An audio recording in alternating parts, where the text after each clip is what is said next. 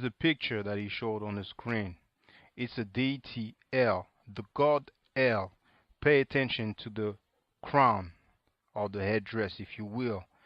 This is a picture from the front of the same statue, a little closer, and a little bit from the side here. Now, this headdress is actually the Atef crown. If you go on Webster's online dictionary, that's what it says.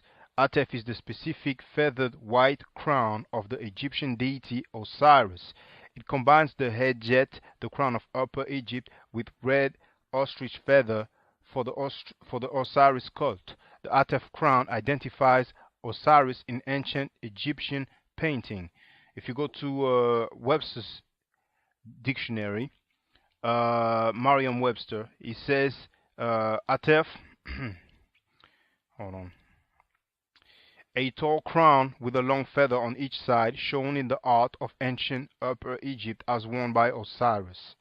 Okay, here you can see Osar or Osiris with the Atef crown. This is from the papyrus of Nebket. It's actually in the Louvre Museum, and you can see me filming that papyrus on the video entitled Reality Check. Why black people ain't going nowhere. But you might as well put Afro Style Reality Check, it's gonna come up. And in here, it's also from the Louvre Museum. You have Osiris in the middle with the Atef crown, and the description for it, if you go on the website of the Louvre Museum and you type Royal and Divine Triad, you can do a search and you will see they mention that he is actually wearing the Atef crown. Now, finally, you can compare the crowns. Okay, first you have the god of the Arabs Negroes, which first is El, but somehow, some way becomes Allah. But that's up to y'all. That's up to the doctor. And then you have the one that I showed you, Osiris. Then again, from the front, compared with another statue of Osiris, and then finally the same statue from another angle. Biblical king's seal discovered in dump site. This is the royal seal of the king Hezekiah, and here we have an ankh. And finally, last but not least, you need to see it to believe it.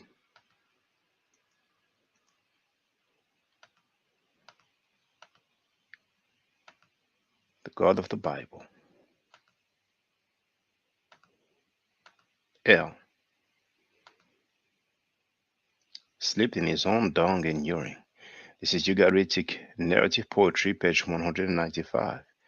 And we also have this book here, the Masria in the Prophetic Literature, where it clearly says that El floundered in his own feces and urine.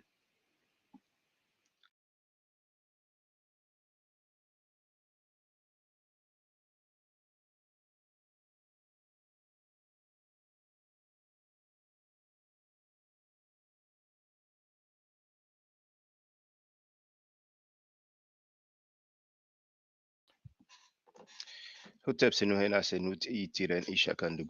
hope you're doing well. The title of this video is Kwanzaa Fail. I want to first make sure that you can hear me loud and clear. Yes, it's okay. So today is December 25th, 2022. All right, so let me show you what our good brother Elder Hailey, straight out of Bermuda, has sent me. Let's have a look together. There it is. So let's see how large it appears on the screen. Okay, well, it's good enough. So it says at the top, Judaism is a plagiarizing corruption of the African spiritual system. Now, notice that the people who believe that this was actually plagiarized from Kemet, copied from Kemet, They use the term corruption. But when we see the facts showing that Kwanzaa is plagiarized from Hanukkah, for a strange reason, they don't call Kwanzaa a corruption. But that's fine. So, what I'm going to do actually is to send a message to this Facebook account, because this is the author of this picture, or however you want to call it, this montage. I don't even know if you use that word in English, but anyway, Kushite Kemetic Spiritual Science. So I'm going to do that now, and then we're going to review all the other statements made on that stuff. So let me do that.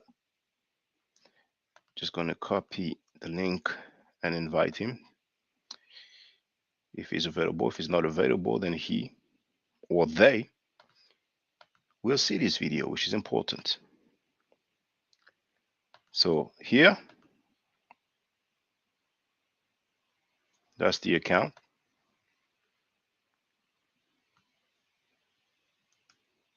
Join.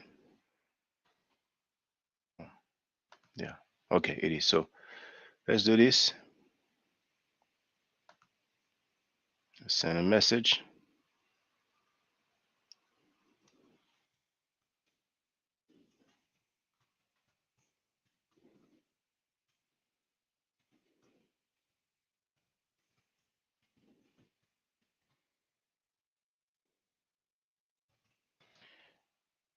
I don't think you'll be able to read what I'm typing, but I put Hotep. This is just to let you know about the Kwanzaa fraud.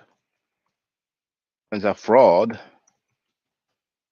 I'm live streaming. I'm live streaming now, and you are welcome to get on the panel. Otherwise, I hope that you will not take it personal. This is not an attack. Any other people have claimed the same as you did.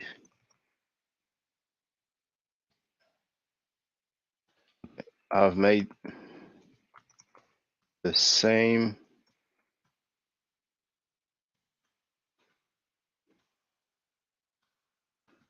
claim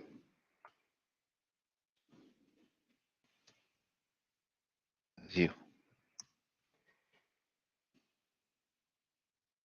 So that is sent. All right. Now, there's another stuff that I want to show you.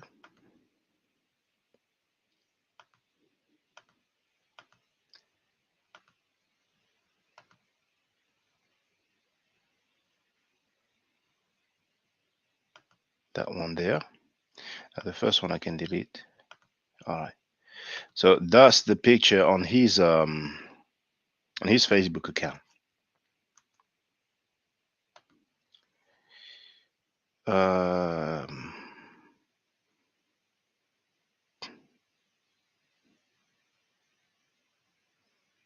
it was shared 213 times.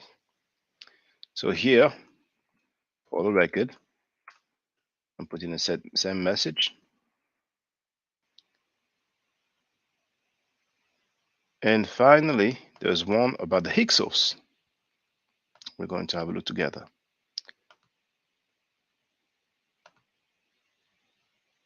There it is. So you can see that this is a painting reproduction of the Beni Hassan artifact that I have shown so many times. So I don't even think there's a need for me to show the original. You can just go on any search engine and type in Beni, B-E-N-I space H-A-S-S-A-N.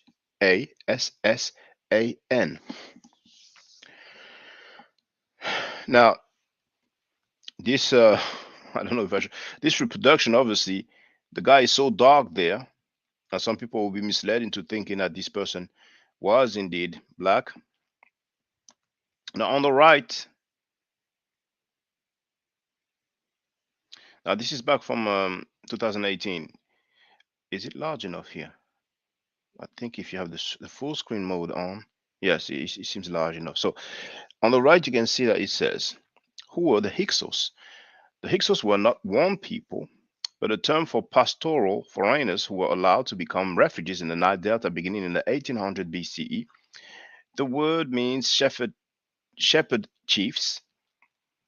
Their primary occupation was as goat herders. Some of them came from the northwest Africa and possibly from the central Sahara, but the majority are believed to have come from Mesopotamia. I mean, there's some inaccuracies, but nobody's perfect. Because once again, for those that don't know, the British Museum states, and I've shared the video when I went there, that the Hyksos are of Palestinian descent, and everybody is free to go on Encyclopedia Britannica right now and type in Hyksos. Now, for those that don't know how it is spelled, well, it was on the screen anyway, but it's Hyksos, and Encyclopedia Britannica would tell you that they are of Palestinian descent. But anyway, there is a misunderstanding that the Hyksos were white. There is nothing further from the truth. The proposal of them as white is an attempt by Europeans to inject themselves into ancient African history. At best, we can call them Asiatics. All right. So I'm not going to go further because this is not really the main topic. The main topic is not the Hyksos. We are free to talk about everything. But what I want to deal with is this Kwanzaa Fail or Kwanzaa fraud. So I'm going to show you the depiction again.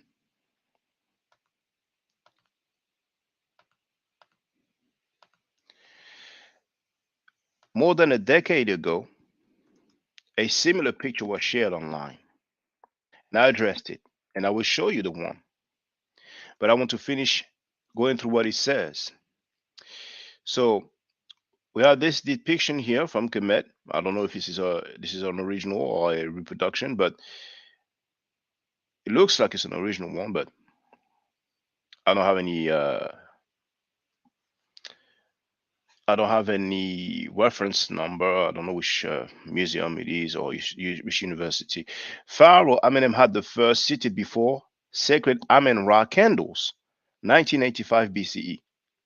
Now, I have never heard about Amen Ra candles. If any of you have heard about it, then feel free to let me know. Sometimes we are reaching when we're trying to make a point. And here the attempt is to legitimize Kwanzaa. Add some original African stuff, celebration or stuff. You can add any word you want after. Now, on the right, it says Kwanzaa candles are a modern restoration of the Africans' Amen Ra candles. And on the bottom left side, it says the Hebrew plagiarism of the Amen Ra candles became known as Men O Ra candles. They barely changed the name or look. Unoriginal plagiarism. And what's funny is that Kwanzaa is plagiarism of this, the Hanukkah. So, that being said, let's deal with facts.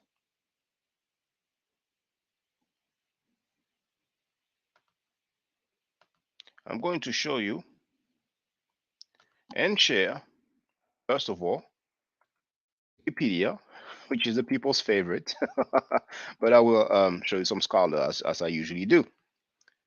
So, this article from Wikipedia is, as you can see, history of bread. And what do we have on the right hand side?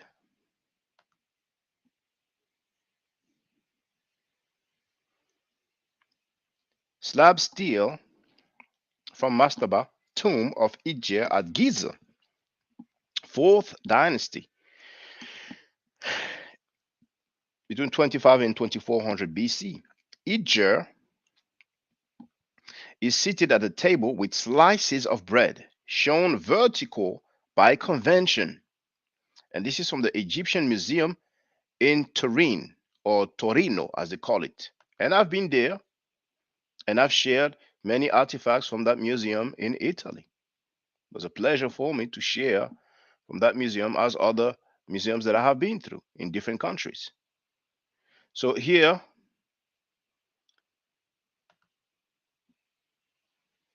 yes, you have the table and the slices of bread. But this is Wikipedia, so some people might dispute that, and that's fine. So now I'm going to share a depiction from the Louvre Museum. Have it in the chat and let's have a look together. There it is. So this is a stele of a princess called Neferet Yabet. You can see she's wearing leopard skin, and we have a similar table with those slices of bread. Now, you have all the detail, the reference number or inventory number. She's a family member of Cheops. This is 2500 BC. What you've seen here is 4,500 years old. Yes. Some of you might say, well, she looks yellowish. That was a convention. Yellow for the female and red ochre for the males.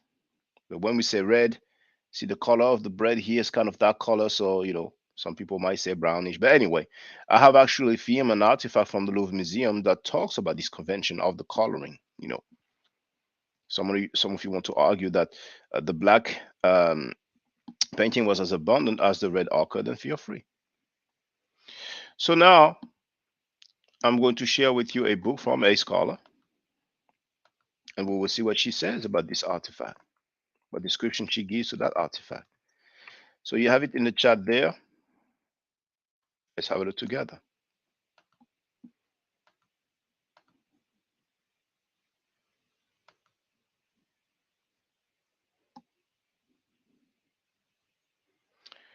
Um,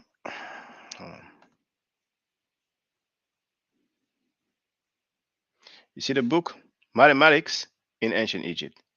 As a matter of fact,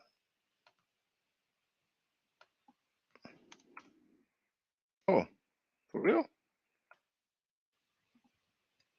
Okay, there it is. So I want to close this thing actually. All right. So you can see the Amazon page. And it says look inside. For those who don't know, when it says look inside, then you have some preview. Some pages will be available, others will not be available. Is it showing well? Yes, it is. Okay. So I might as well share that link now so you can do it from the start, from the jump. Move the previous link and change, remove. Okay, and now I'll put that link.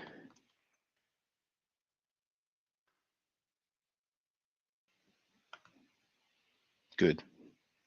So all you do is you click here, and then we're going to go down. It's page 20 something, 28, I think.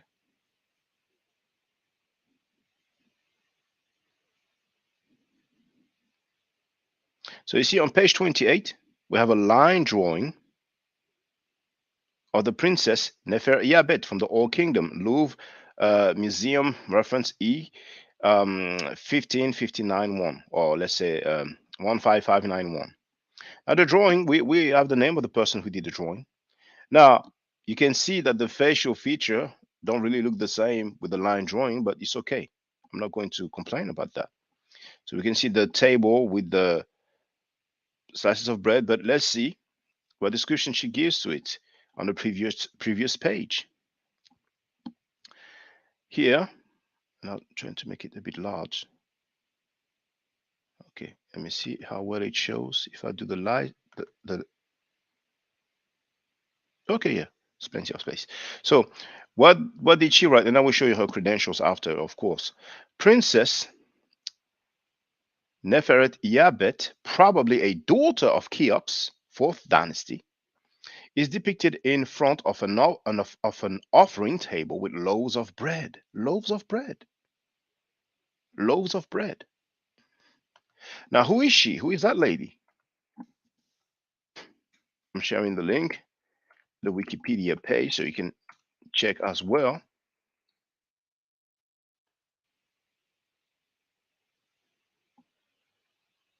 So the author of the book is Annette Imosen, who is a German historian of mathematics known for her work on ancient Egyptian mathematics.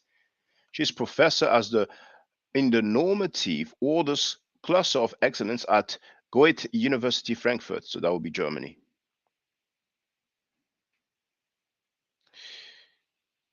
She studied mathematics, chemistry, and Egyptology at Johannes Gutenberg University, Mainz, passing the Staatsexamen in 96. She continued to study Egyptology and Assyriology at the Freie University Berlin. She completed her doctorate in the history of mathematics at Mainz in 2002 under the joint supervision of David E. Rowe and James Ritter. She held a fellowship at the Debner Institute for the History of Science and Technology, Cambridge, Massachusetts. Is it Massachusetts? Okay, Cambridge anyway. Before she was received a junior research fellowship at the University of Cambridge from 2003 until 2006, she returned to Mainz as an assistant professor from 2006 to 2008 and became a professor at Frankfurt in 2009. All right, so we have her credentials. Now I have quite a bit of pages open, so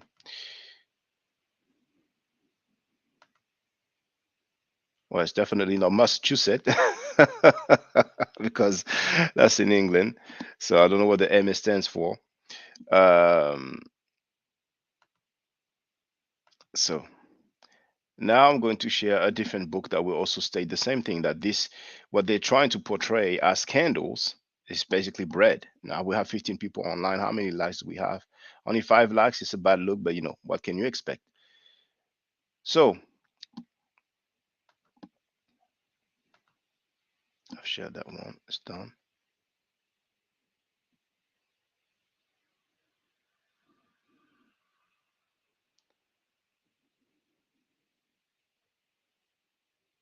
The other book is called Pyramid by an author named James Putnam. I'm about to share the link in the chat and we will see together. This is Google Books, so we have the preview also, just like on Amazon sometimes. And this is page 25. So you can recognize this artifact from the Louvre Museum.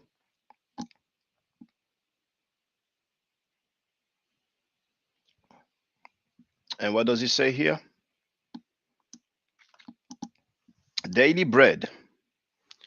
Princess Neferet Iabet was buried in a tomb at Giza. She was probably a daughter of one of the pharaohs who built their pyramids there. Her stele shows the princess wearing the leopard skin robe of a priest. She is seated at a table piled high with loaves of sacred bread. You heard it. Now, what are the credentials of this individual? I'm going to share the link in the chat so you can double check. So what does it say here? James Putnam is an independent curator and writer best known for his creative, innovative approach to curating and juxtaposing contemporary art with iconic museum collections. James Putnam was born in London. He attended the City of London School and went on to study history of art at the University of London.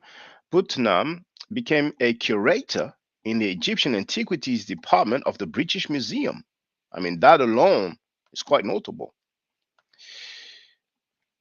And in 1994, he initialized and organized the Time Machine exhibition, juxtaposing the work of contemporary artists with ancient sculptures. He subsequently curated a new version of the exhibition at the Museo Egizio, Turin. And that's funny? On Wikipedia, the artifact shown was from that museum in Italy, in Turin. So he was a curator in 2 well-known museums. two well-known museums. All right. So now I'm going to show you a video of mine where I actually filmed a similar table. It's a different artifact. And that artifact of the Princess Neferet Yabet, I have filmed it before, you know. So here I'm sharing the link in the chat. And now let's have a look at the video together. So as you can see, that video was uploaded 5 years ago. When I first uploaded it, it was not on this channel, but some of you know the story.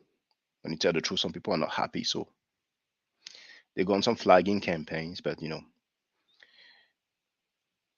So it says Kwanzaa, Pan-Africans, it's like a wordplay, with Pan-African and, you know, another word, you know, I'll leave it there, I'll leave it alone, French, because no, it's like Pan-African swindle or Pan-African fraud. Now, I don't have the volume there because the video is in French, so I can just, you know, tell you what we see. So this is me filming in the Louvre Museum. And this is a menu of someone called Tepem Ankh. See, a menu. Let's meal. It's a meal. Okay. So this is the individual Tepem Ankh, and you see in front of him. Now those squares are basically like meals. This is a double DVD that I've made, you know, back in 2012, a decade ago. Here's a table. Here's a table. Now, this is the reference number, and now the description. So if there's any French speakers that you know of, then feel free to ask them if I'm freestyling. But what it says, the Tepem Ankh meal, or the meal of Tepem Ankh, or the menu of Tepem Ankh, around 2350 to 2300 BCE, not BCE, but before Christ. JC is basically BC, before Christ. End of the 5th, beginning of the 6th dynasty. Cemetery west of Giza, limestone. Tepem Ankh is seated in front of a table loaded with slices of bread. Pain. That means bread. That's the French word for bread. You can go on Google Translate, and actually we're going to do that together.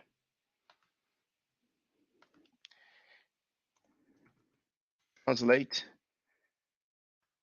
French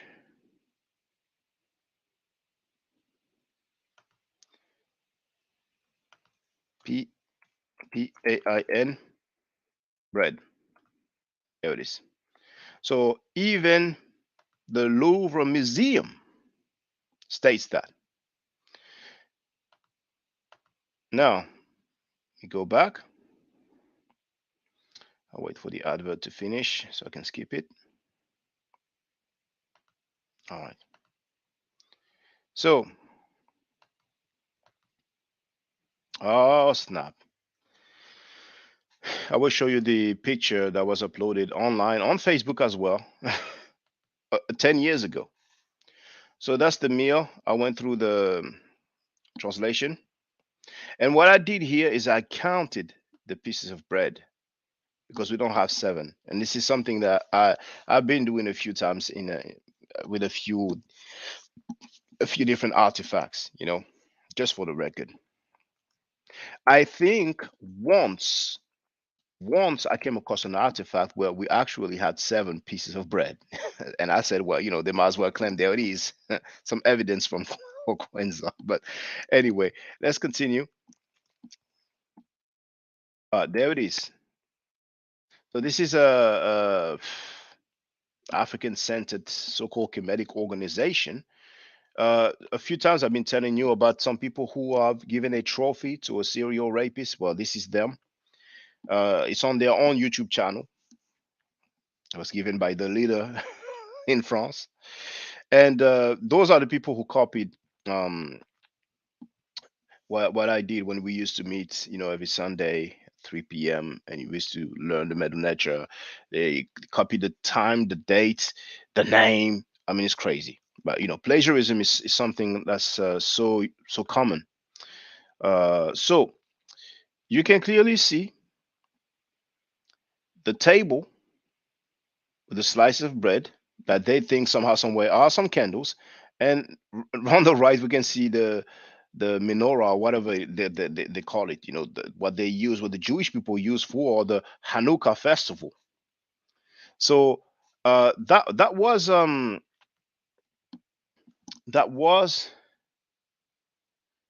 either 2012 or 2013,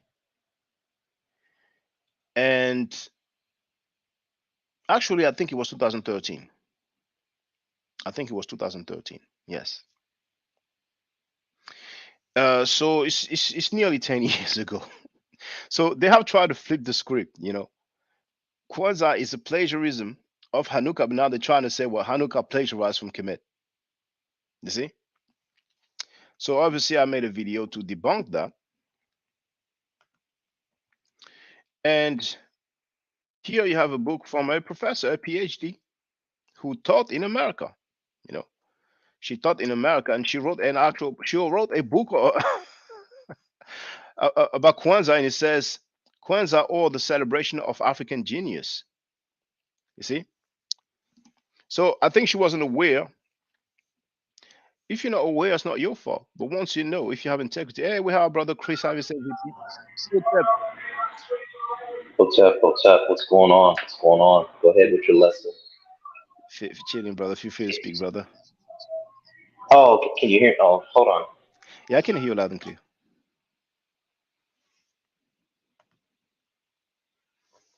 Okay, our brother is getting ready. Yeah. Okay. Wait a minute. Can you hear me loud and clear now? Yeah, loud and clear. A bit of background Oh, sound, but it's okay. hold on. It's Let me okay. turn it on. I'm watching Michael Jordan in The Last Dance here.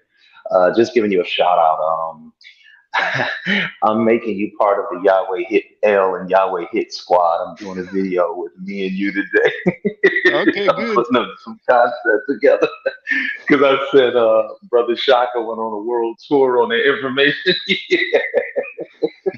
I thought it was hilarious. And I said I'm not gonna do anything on those extra biblical texts until Brother Shaka is done with his world tour because it's not fair. I said Brother Shaka going everywhere with this one. And have you noticed something? They haven't said anything to rebut it or to refute it. So now they can no longer go into Egyptian texts and say things like, "Ew, that's nasty," which we already know there are nasty things that exist within the biblical text. So I'm just letting you finish your world tour up with that information right quick, and then I'm gonna get grab a hold of it and I'm gonna produce some information with me, you, and we can call ourselves the Yahweh Hit Squad, trying to pay Oh, up.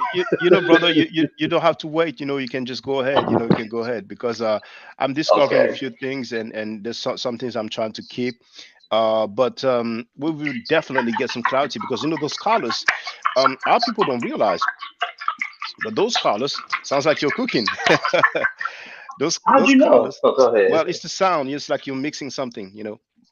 Yeah, I'm And mixing some pancake yeah, batter. and those scholars, man, they know, like, they know the Hebrew. Some know the cuneiform writing, the Ugaritic language, Hmm. some Canaanite language. You know what I'm saying? I mean, they're not nothing to play around, and they translated the original text. You know what I'm saying? So I don't Yeah. know if you've seen when I spoke to Yara, would not even let me speak, Yahweh and wouldn't let anybody speak that day, which was yeah, weird because normally he he's actually ran quite the show. He said, "I want docile. to hear from him. I want to," and and he said, "Well, if you want to try to say that this is the God of the L of the Bible, I wish you would do that, and I would slap you back to France or wherever you come from." I said, "I just did that." And the funny thing with the brother Yara is that he has never shown anything at all, but he acts like he can refute everybody, and it sounds like he's really eager to have a debate with somebody. I know you had one with you. With all honesty, I did not watch it. I mean, I didn't even know about the guy, and what I suspected was confirmed. He's not part of any crook. He's not part of any group No, whatsoever. he So used to be part. Well, he used to be part of the Yahweh War Machine, and I've debated all of those guys, every single one of them, beaten all of them from Orthodox Moor, which was weird that you have a Moor claiming to be an Israelite, and they were all they like a group of weirdos. You know what I'm saying? And they were just easily defeated. But Mm. it's not just about the debate. What they have to understand is it's about information and the information that you can bring and give to the people. And this is why I do my morning coffee show sometimes Mondays through Thursdays. I do that so I can get some things off my chest and so I can present information. So I'm gonna Mhm. go back into the Gospels are stolen, old literary texts. I'm going to continuously show that they have Greek traditions in them and they have Yes. Egyptian traditions in them.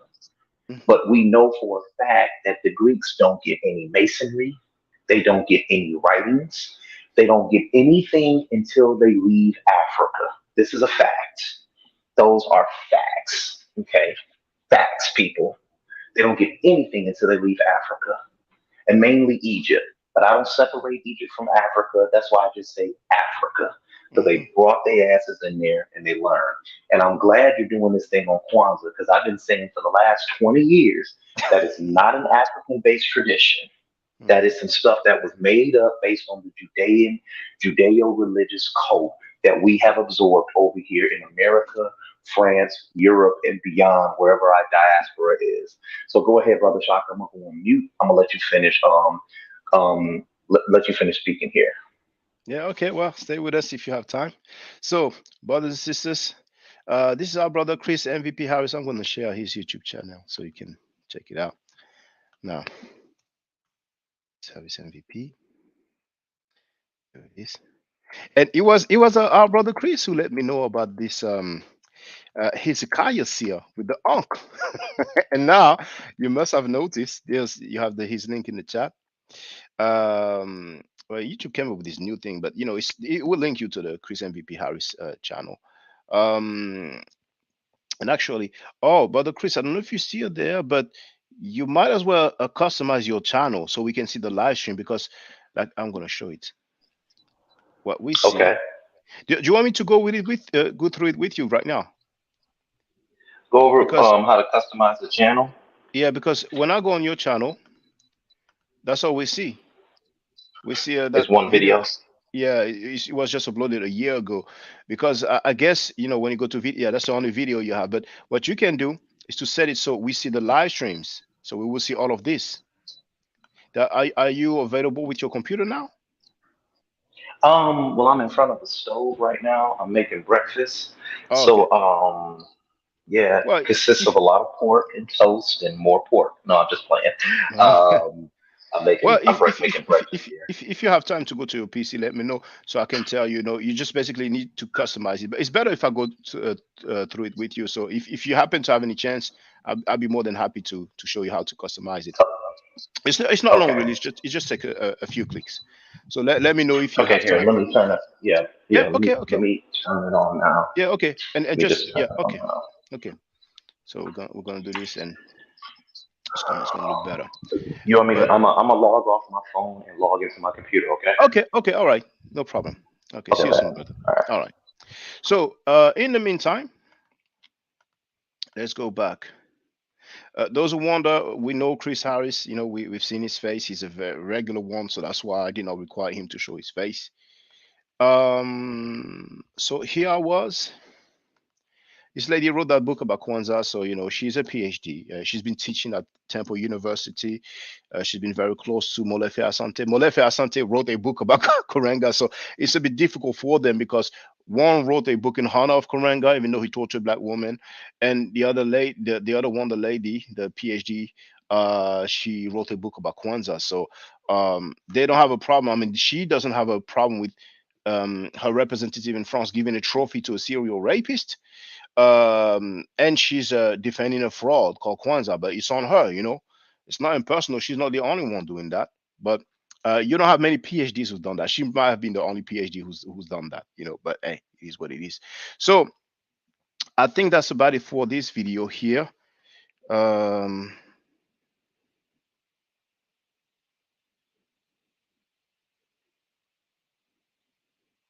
yes, I think that's about it. So Now I want to show you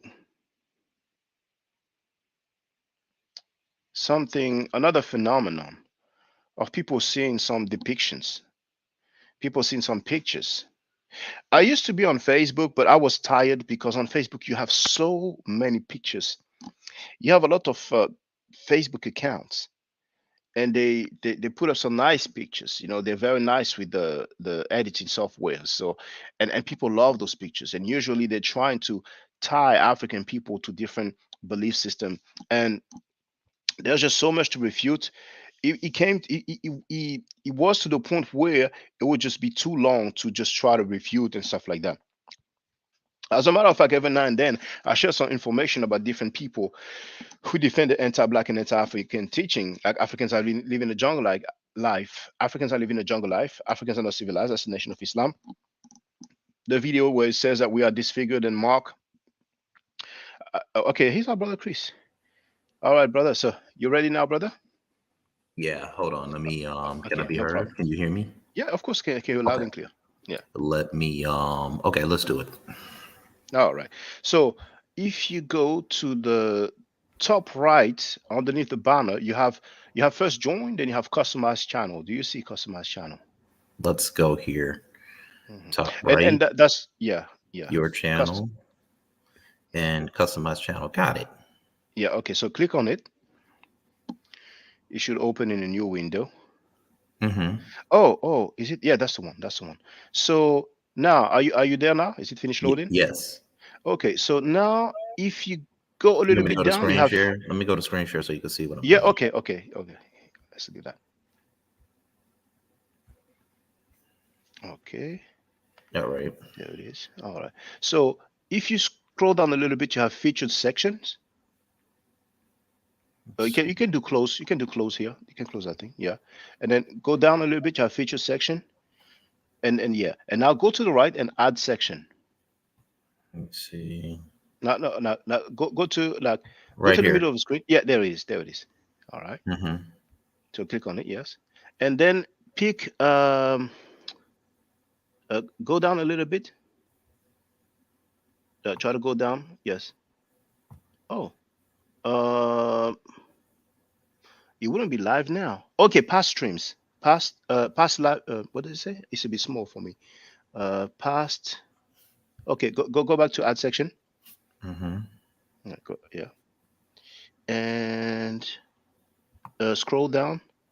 I did. What was it? Uh. Why we don't have past lives? Okay, oh, but it is there. Yeah, no, I I just think clicked you it. click. Oh, okay, I get it. All right, so now if you want, you can leave that stuff. You can just click somewhere else. Click somewhere else.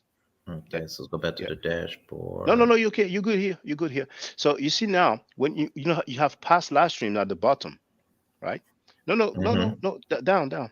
Yeah, yeah. And now you see you have these two lines. Yeah, there it is. Click on it. No. Yeah, yes, that's it. Click on these two lines. Yes, and hold click on it and hold it, and then you can put it up. So no, yeah, and go up. Yeah, that's it. Again, yeah, and let it go now. No, Did it go go down. right Yeah, here? right here. There it is. And now you can go to the top right and click publish. There it is. And now if you go back to your main channel, like everybody else can see, or view channel, yeah, there it is. And now it should be at the top. There Oh, it is. thank you. No problem. You're welcome, brother. You're welcome, brother. And I want everybody to go check out my video that I did called "We Are Not Jews, We Are Africans." Bottom line, check that video out because a lot of the scholarship that these guys like to use is present in this video. And what I did is I went over all those sources that they like to use to try and talk about African Jews, and I gave clarity to what those were talking about. And this is back when I was with Team Osiris, and this was this video was concerning a guy named Jashub, and we did it and we debunked him quite thoroughly, and we haven't heard from him since. So And You're it's not a Jew. We're not Jews. We can throw that away. Oh, I agree. I mean, obviously, I cannot speak for our brother Chris, but and I've shared the link to that video he mentioned. It's in the chat. I think you mean we're not Hebrew or Israelites, right? Because anybody can Right. convert to. We Yes, can yes, be Jews if we yeah, practice the Judaic faith. But the exactly. reason why I say that is it's very interesting. The reason why I say that is many times the Hebrews, the black Hebrew Israelites, they go into these books and they see black Jews and they begin to say, see, these are Israelites. You see what I'm saying? Yes, And they try to make Israelite and Jews synonymous with one another. You see what I'm saying? yes, yes, And that yes, is, indeed. it's weird when they do that. I'm like, are you guys having a mental problem here? Because if those are black African Jews, then what is a white European Ashkenazi Jew? You get what I'm saying? So, Hmm. is there a such thing as Ashkenazi Jews? Because no Israelite, they never existed, would call themselves a Jew. When the Romans called Palestine, um, Judea. called them Jews, they were referring to the hillside region of Judea. And the Mm, Judean hillside region, people resided there and they called them what? Jews. So you just got to know how to break it down. It's indeed. really, eh, guys, get over it. Nobody was worshiping Yahweh on the west coast of Africa until the Portuguese, everybody got there. So go ahead, brother. Yeah, and I agree with you. We can track the chronology of the events, and people love to talk about the Lemba, the Bantu Jews. I mean, people who at one point converted to Judaism, because, and it's funny because it reminds me of the so-called 12 tribe chart. I mean, if you were really Israelites, then we should see that from the names that we had, from the words, the different.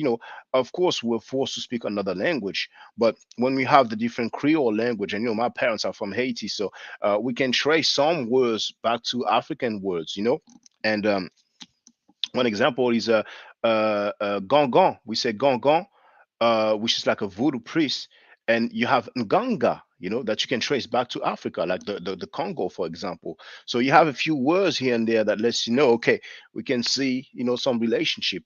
But at the end of the day, these discussions are good, Brother Chris, because like I've said many times, and you mentioned the Moors. You said it's strange that we have a Moor who is a Hebrew also, or a Jewish.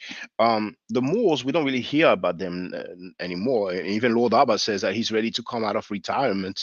But the Moors, for a very long time, they've been like lyre birds, and lyre is spelled Lyre. If you're curious, brothers and sisters, just have a look at the lyre bird. He can imitate the sound of so many things that he hears, and the Moors, they've been claiming to be custodian of the Egyptian science. So you have a lot of Moors who have Kemetic names, but usually at the end it will end with a L, El, or a Bay. So you have some Moors who are Islamic. You have some Moors who are more or less Kemetic, and apparently we have a few Moors or Moorish people who are Jew. But I'm saying it now, like I said it before. The so-called claim that we have black Moorish rulers of Europe, or black Moors who ruled Europe, to me, it's a hoax. It's one of the greatest hoax ever. It was Muslims who ruled Europe, and among those Muslims, you had some black people, like mercenaries, or like when you see the U.S. Army, you have some black soldiers within the U.S. Army. So I'm not going to take a picture of a few black soldiers, black military personnel in any country in the world and claim, look, black people conquered, Iraq or Iran. And I've said it before, but it's important to keep repeating it. So we we have all these people who've been making those claims within their temples or places of gathering or places of worship.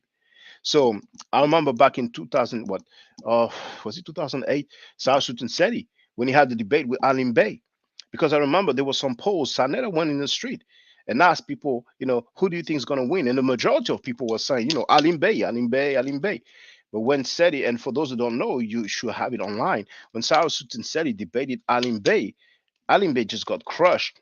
It was a landslide victory, and people were shocked because those so-called history and talking points, they used to teach it within their temple, so there wasn't really people challenging the information. They were just believing the information, and believing is not knowing. You see, but when those people are coming to the public with those claims, Some people don't necessarily agree with those claims, and then we're having some discussion, and we can get some clarity with that. You see, and like Brother Chris said, with all the information that we've been putting out, how many people have you seen refuting it? Yesterday, I dealt with that video from an anonymous brother who entitled the video "Shaka Ndugu Ma'at is dead," and I just showed you his talking points. For the most part, they don't really share information, you know, and I guess we can do better as a people.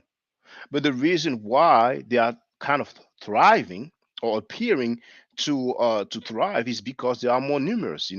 Kemetic people or traditional African people, basically people who are not Abrahamic, we are a minority. This is a fact, and I know that some people are waiting for us to be like so many tens of thousands strong, or so many hundreds of thousands strong, or so many millions strong before they get involved. It is fine. It's on them. There's no obligation to be Kemetic. There's no obligation to be non-Abrahamic. But it's a bit of a shame, but we are a minority. So they've been it's been this habit of dissing Kemetic people, but now it's coming to an end. And we all remember the time when people use the term Hotep as a negative. Oh, this is a Hotep N word. Those Hotep this, those Hotep that.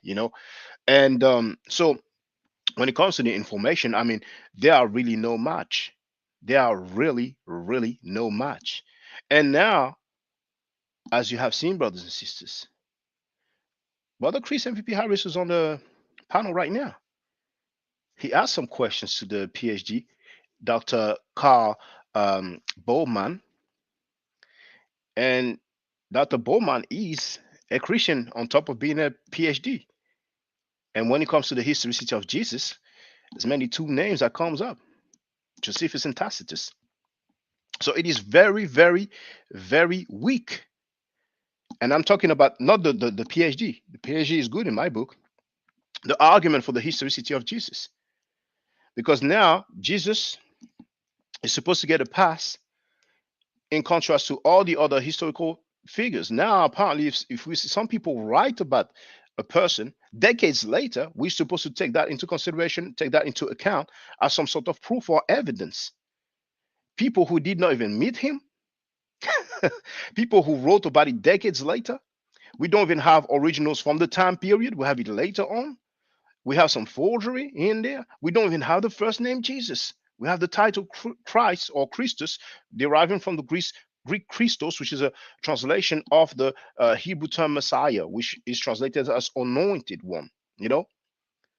So that's extremely weak in terms of evidence. But yet we have some brothers who keep saying, well, there's a consensus. A consensus. Most of the scholars, come on now.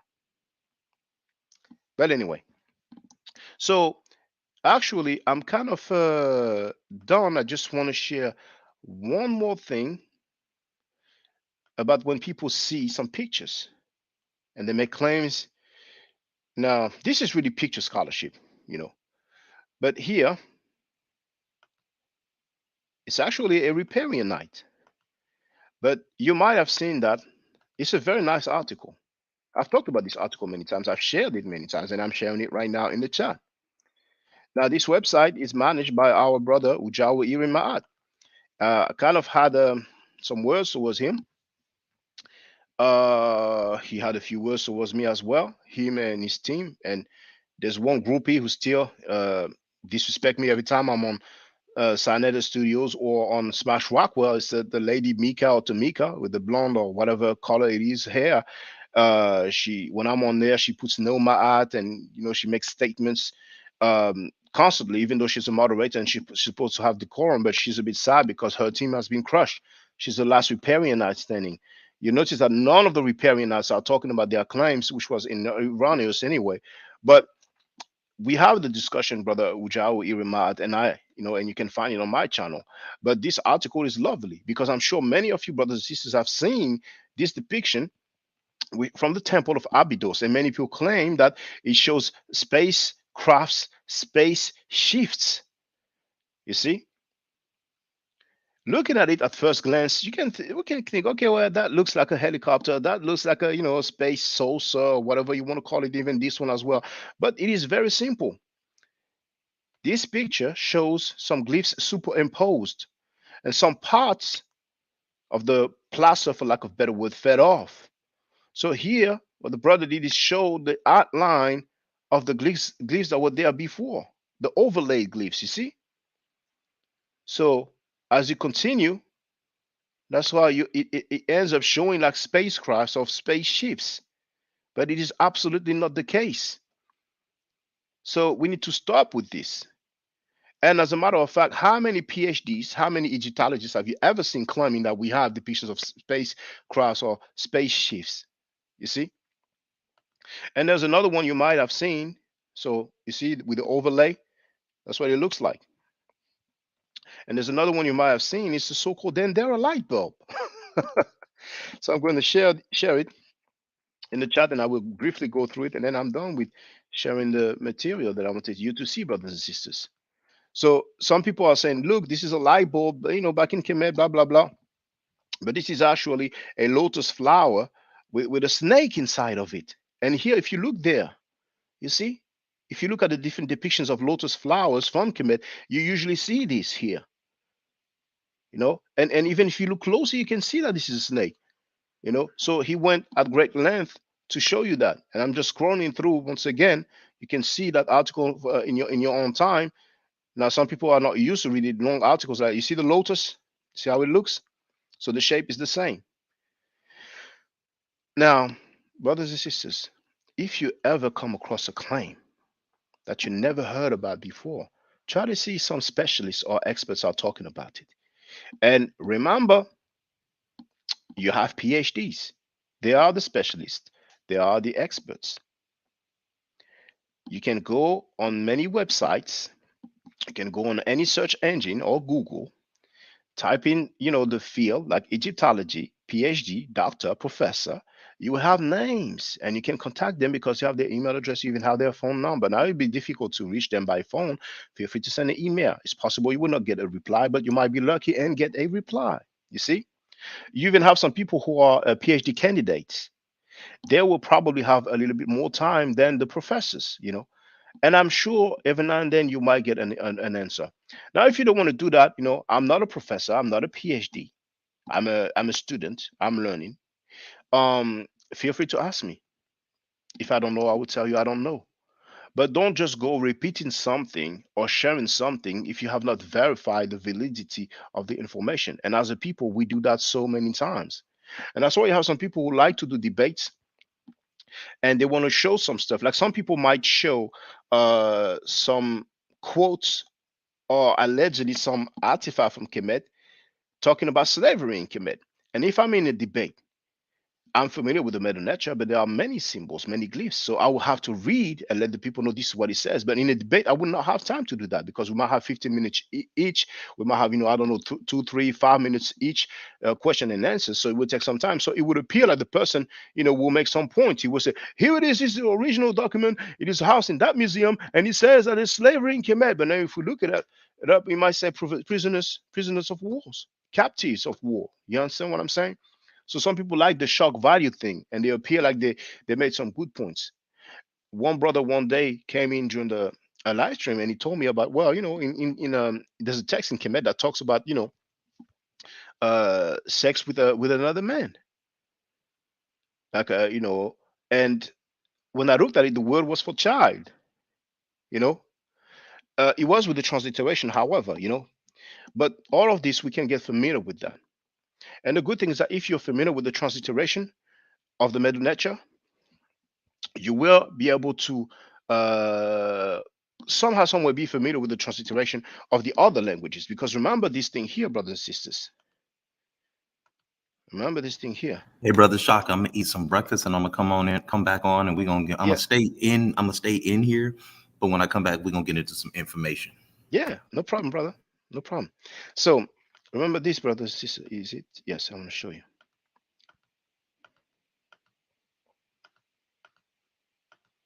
That's the one that I've shared yesterday. That's the third book that talks about air being so drunk that he fell in his own feces and urine. All right. But if we go back, the first two books that I have presented to you, written by scholars, I went through their credentials. They are official. We have 22 people online. How many likes do we have? Only 8 likes. That's a bad look. I mean, damn. That's really a bad look. I mean, all it takes is just to click. We don't really use the mouse nowadays. We use a trackpad, but that's all it takes. You would not lose any money. It would take a half a second. So now we have 9. Thank you. But we can do better than this. But it's okay. And I don't mind getting financial support. I mean, you can either become a member of the channel, which will allow you to participate in the chat, because you have noticed that it is members only for the chat. So this is the link for whoever would like to become a member. I shortened the link because the YouTube link is a bit too long, so it doesn't necessarily fit. And you have the Cash App and the PayPal. I don't mind that, because the people who teach you that you are marked, disfigured, that your phenotype is the essence of ugliness, they get support. Now, I don't teach that black people are marked or cursed or disfigured. So I wouldn't mind. I really don't mind if you want to send a Cash App or a PayPal. You have the addresses here in the chat. But anyway, in that book here, this is transliteration. Like I've been telling you, except for the letter I and the letter A here, we don't have any vowels. Who's claiming that the Ugaritic has not been deciphered? Nobody's claiming that. But when it's the Medu Neter, for strange reason, they are claiming that it has not been deciphered. Brother Saneta asked me for my email address because he was planning on having Walter Williams on. And I said, no, I would love to have the discussion. I mean, I wish that we could have equal time and have a nice conversation. It doesn't have to be a debate, because I have answered to his to his challenge. For those who don't know, his challenge, and I don't care about the money. It's $1,000 that he said will offer. I'm not really interested in the money. But for the record, because I know some people like to say, well, he issued the challenge, nobody answered the challenge. I have answered his challenge, and you know what? I'm going to share it in the chat.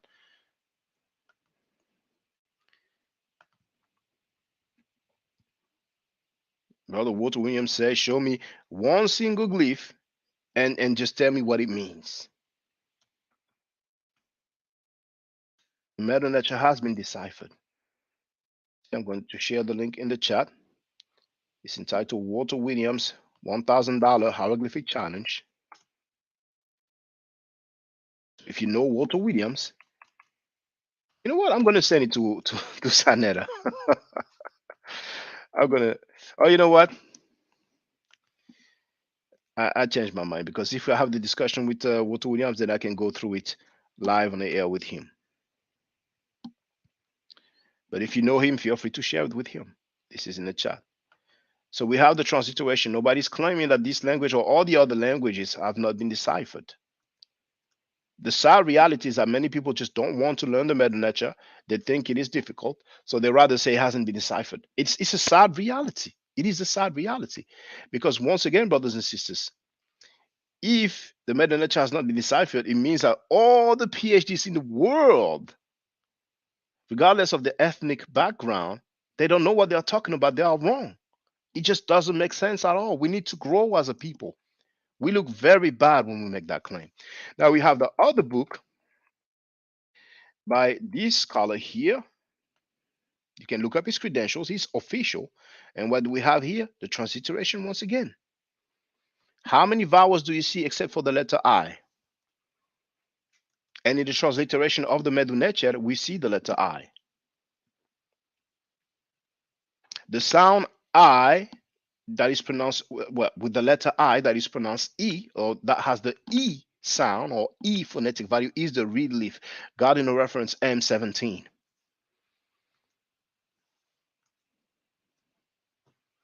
So feel free if you want to add on, brothers and sisters. I think our brother Chris will join on.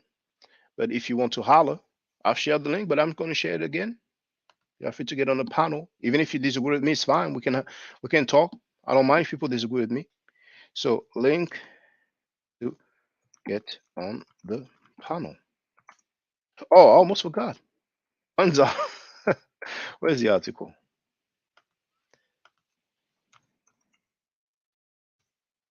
think some people don't read this article about Kwanzaa being plagiarized from Hanukkah and Karenga torturing women because the article is too long. But I shared it in the chat there. Some people don't want, you know, that movie, You Can't Handle the Truth.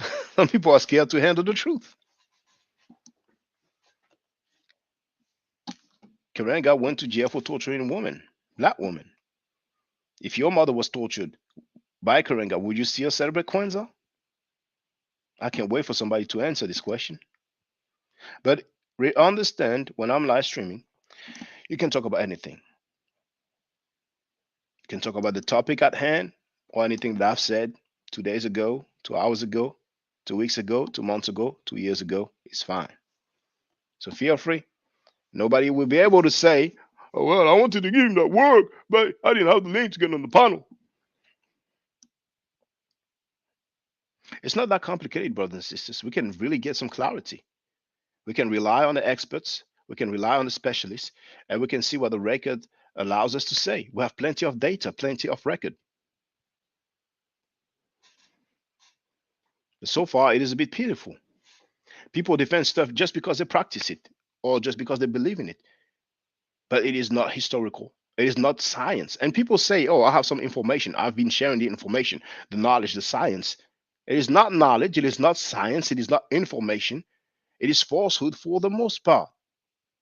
That's what it is. And it's not a hard pill to swallow because most of the things that are being shared or talk or allegedly taught within the conscious community, you don't hear that in academic circles. Have you ever seen a PhD talking about the Moorish Science Temple of America's teaching that Jesus taught in India? Did you know that this is one of their teaching? Jesus has taught in India.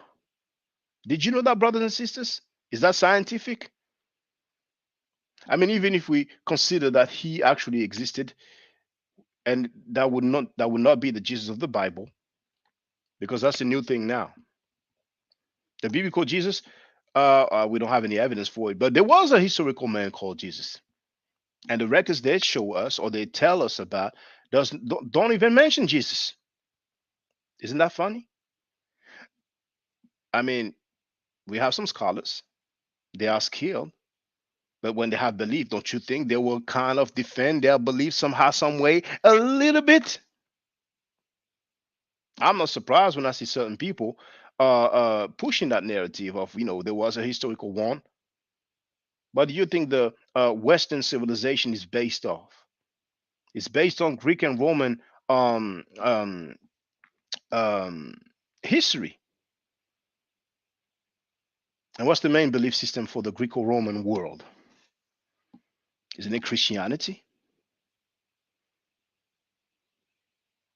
The writings of Paul are earlier than the Gospels, and we don't know who wrote the Gospels. I didn't say Dr. Bart Ehrman, PhD, said it. I mean, we can really get some clarity and go far, but if we have some brothers and sisters who are too weak to state, okay, I'm not Abrahamic, then, where are we going to go?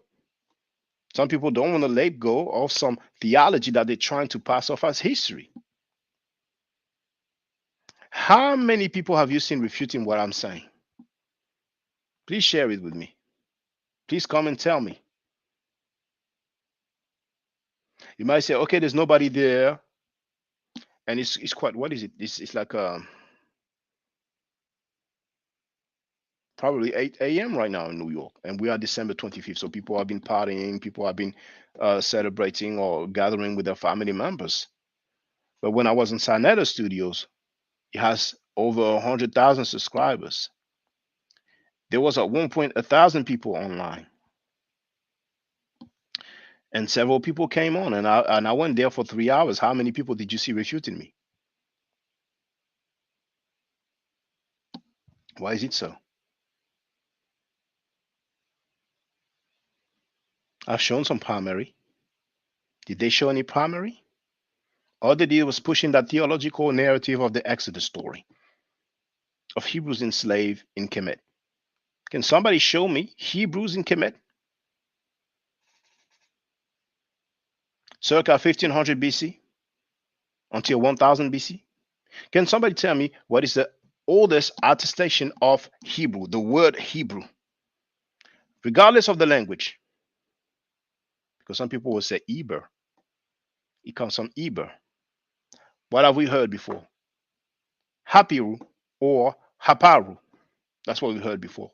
The linguistic gymnastic, the linguistic acrobatic. In the Hebrew language, do we say Hebrew or do we say Hivri? Thank you, Mongo Slade, for the cash app. He left a message and he said, I appreciate that. He said, it's loading on my end. That's truth on the lotus flower. Thanks, Shaka. Thank you, brother. I appreciate that.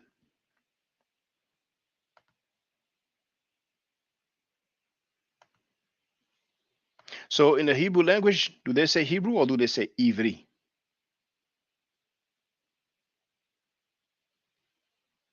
Same for Israelite. What is the oldest attestation of the word Israelite to your knowledge? And if you want to deal with the word Jew, then let us know. Those terms are not ancient. Somebody talked about some Jews in Kemet, some Hebrews in Kemet. That was a decade ago. I mean, I've seen the dude being pseudo. I don't even need to say his name anymore because he and his team now, it's a wrap. It's a wrap. And I'm not rejoicing. I mean, they can talk about many other topics. See, in life, you don't have to hold on one particular topic. If it is faulty, hey, who's perfect? You live and you learn. You can address many other topics. But we don't have to keep on pushing falsehood or defending falsehood just because a black person said it. And you know, the funny thing is that a lot of people like to talk about Dr. Ben and he's quoting of the papyrus of Hunefer, if I'm not mistaken, where it says, we come from the foothill of the Nile where the God happy dwells. And many people have highlighted the fact that it is not found on that papyrus. So when it's Dr. Ben, they spend so much time and effort to highlight the fact that we don't find that quote. And you have all these other people, the black Hebrews were like, the black Muslim, whether they are Orthodox Muslim or Nation of Islam or Muslims, some black Christians as well. You know, we have the book called the Bible is Black History or something like that. I've talked about that. All the falsehood that they are saying, it gets surpassed apparently because it's from the belief system, the Abrahamic belief system.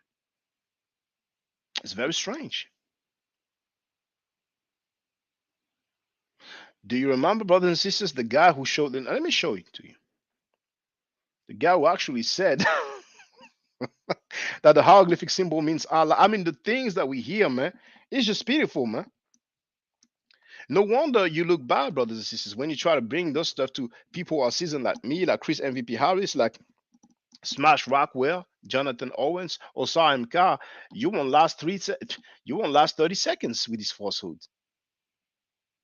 And the only reason why some people talk for so long is because the different hosts allow them to speak for so long.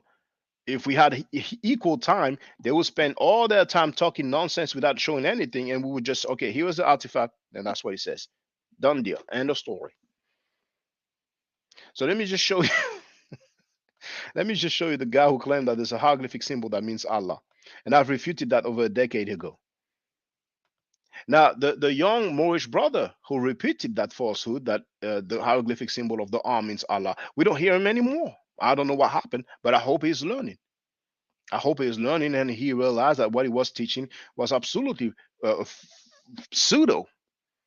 And I told brother JJ 7000, you know, if you speak to him, tell him I said it's extremely pseudo.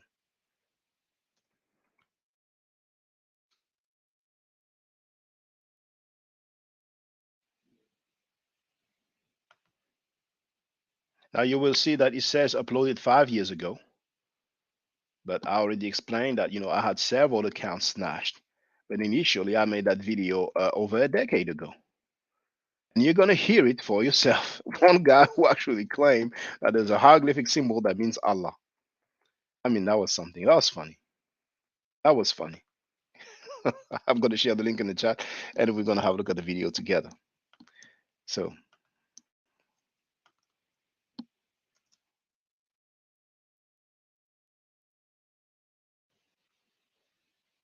Okay, you can see. Hotep. All right. So the link is in the chat.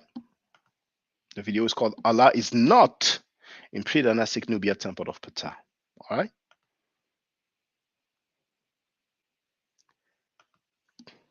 Hotep. This is Shakandugu Kemet. This presentation is called Allah is not written in pre-dynastic Nubia temple of Ptah. I'm going to show you a 20-second excerpt from a video that made a lot of groupies happy lately, and then I'm going to expose why it's wrong. If you know Islam, or if you know Arabic, you know the name of Allah is written Alif Lam Lam Ha Satel. This is Wolof. This is ancient Africa. This is Alif Lam Lam Ha Satel. This is Allah. Here's a close-up of the Medunetta. The gentleman talking is. All right. I haven't said the name of the dude. He had a Facebook page, and that's about it. Now, that video was shared in many different cycles or circles. Don't you think if we had a hieroglyphic symbol that means Allah, Muslim would have talked about it? Non-Muslims would have talked about it. Don't you think they would be happy to have an attestation of the word Allah so ancient? Why do you think what Dr. Wesley Muhammad, PhD, showed the Canaanite DTL to argue that we have attestation of Allah before Osir or Osiris? He was so desperate that he chose L.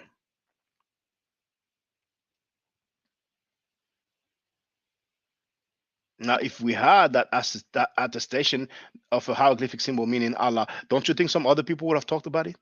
And the conscious community is so skilled with sharing something that no scholars have addressed, and they're just making the claim that this is something ancient. People just believed it.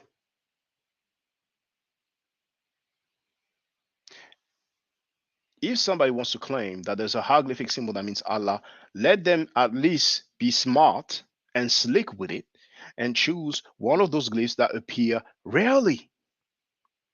But that hieroglyphic symbol, and I've went through it on the video, is one symbol that appears quite regularly.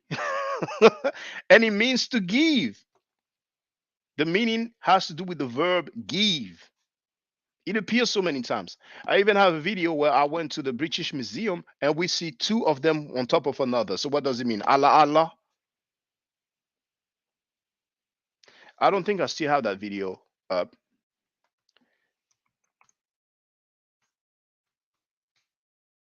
No, I don't have it.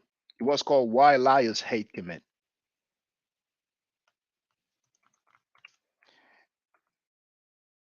I don't know if somebody else re-uploaded it. A few people have re-uploaded my video, so I'm gonna see.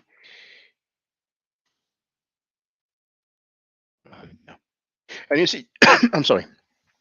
Just like with the Kwanzaa, so-called Kwanzaa candles, or Amen Ra candles, like the other person labeled it, I used to show this glyph when I would go to museum. Even in Kemet, I have some video excerpts when I went to Kemet, and when I was see that glyph, I would show it and say, hey, look.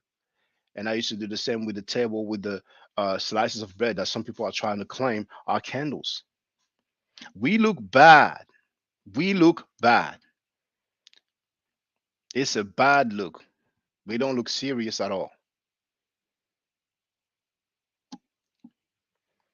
If you rely on the text, the ancient text, you can do no wrong. I mean, you might err here and there, but not a big deal.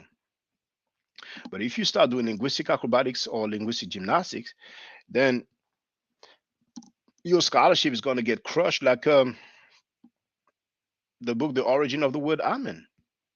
It wasn't me who made the critique or the review. It was a PhD, Dr. Obadele Campbell.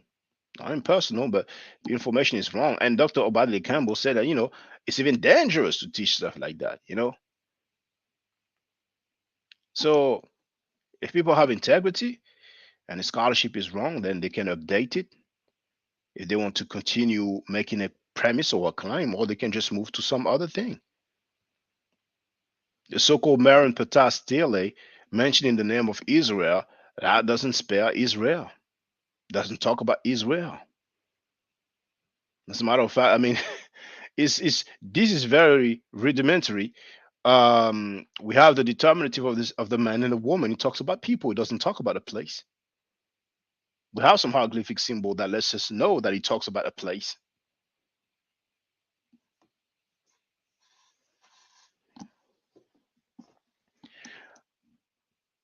So what has been going on in the black community or the so-called conscious community is that we have tried to put ourselves in the Abrahamic mix, in the Abrahamic mix. The people who tell you that the Canaanites were black are lying to you. They were not black. We have depictions of them, of paintings of them. The Arabs of the 7th century were not black. So that's for the Abrahamic belief system. Judaism, Christianity, and Islam. The Judeo-Christian world and the Arab world, they were not black. They were white-skinned people. And when I say white, don't just come to me and say, "Oh, they were not white. They were brown." I don't care about that. That's just semantics. They were not black. That's what you need to remember. They lied to you. Some people have been believing in the stuff for too long. They will not let go of this. But for the young minds out there, I don't want your minds to be polluted and coming with all those weak talking points and false history, so-called history. We're not going to progress with that. We are not going to progress with that. And that's what they want to hear. They want to hear we're the first on the planet Earth. Black people are the first to inhabit the planet Earth. We're inhabited everywhere. So those people had to be black. Some people will tell you there were no black, there were no white people in like like 4,000 like they might even say like 2000 BC there were no white people. Not long ago I heard somebody saying something. I don't remember the exact time period that he gave.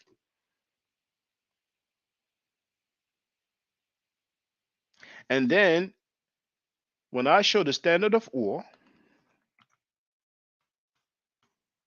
the British Museum, what do people say? Oh, those are Gutians. Because it's inconvenient. Because Abraham is said to come from this region. I've shared the link in the chat. I mean, this is a wrap. It's a done deal. All these Abrahamic believers are trying to do cultural appropriation and tell you that those people, the inhabitants of these regions, were black. They're just lying to you. Does it look like black people to you here? But what are they going to say? Those are Gutians. Who said they were Gutians? The British Museum doesn't say they are Gutians. Do you know that the people who write the description in different museums are actually scholars? So if we look up the standard of ore on Wikipedia, what does it say?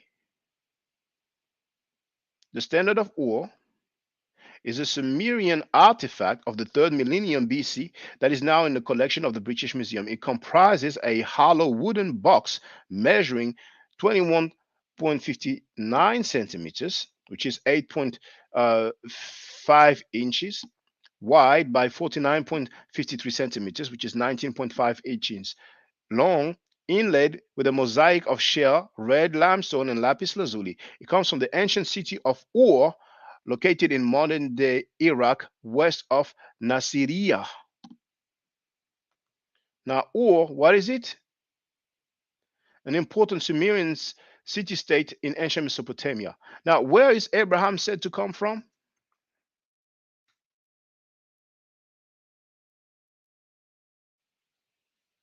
Origins and calling. Now, that's the origin of the name. Okay, let me do a search.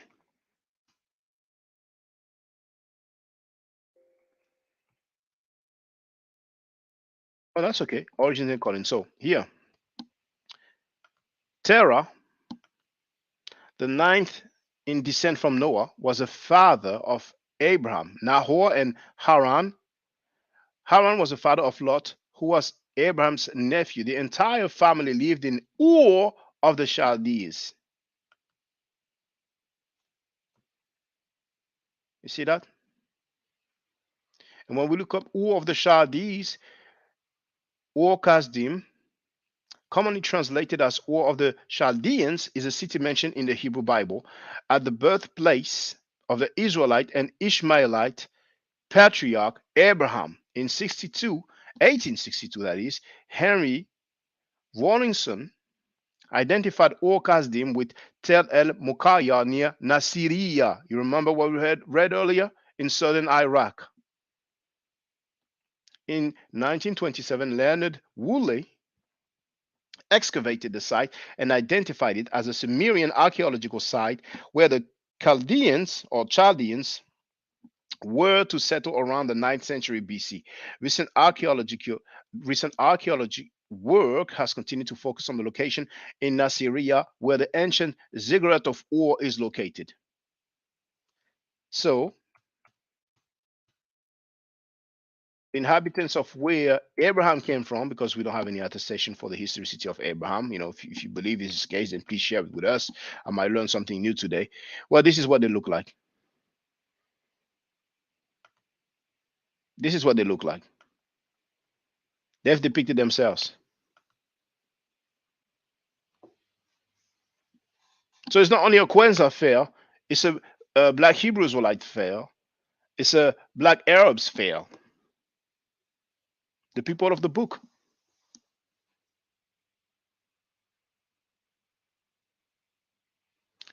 Where are they? Why aren't they refuting it? And furthermore, I'm not a PhD. How many PhDs, brothers and sisters, do you know claim or state that the the Hebrews were black, the Israelites were black, that Moses was black, that the Canaanites were black, that the Arabs of the 7th century were black? How many PhD claim that? So what do? Most of the time, they talk about Nimrod, descendant of Ham, and blah, blah, blah, blah, blah. They are doing, for the most part, linguistic acrobatics and linguistic gymnastics. I'm going to take 3 minutes and come back, and hopefully Brother Chris will be finished with his breakfast, because I already stated most of what I wanted to today. So I'll be back in 3 minutes. In the meantime, let's listen to the so-called supreme wisdom of the Asiatic black man. So Shabazz was not permitted to stay in that area, so he took his family into the jungle of East Asia, which we now call Africa, to make a people close to nature. And the Honorable Elijah Muhammad said, this is the origin of kinky hair. Wow. Because we didn't have kinky hair prior to that. The hair on our head was like the hair on our eyebrows. The hair on your eyebrows straight, the hair on your head is not the same as the hair on your eyebrow. But the hair of every other people is the same as their eyebrow. Your eyebrow straight, your hair something different. Wouldn't you like the hair on your head to be as straight as the hair on your eyebrow? That's why you're so busy frying it. That's why you're so busy pulling it. Because your nature tells you that the kink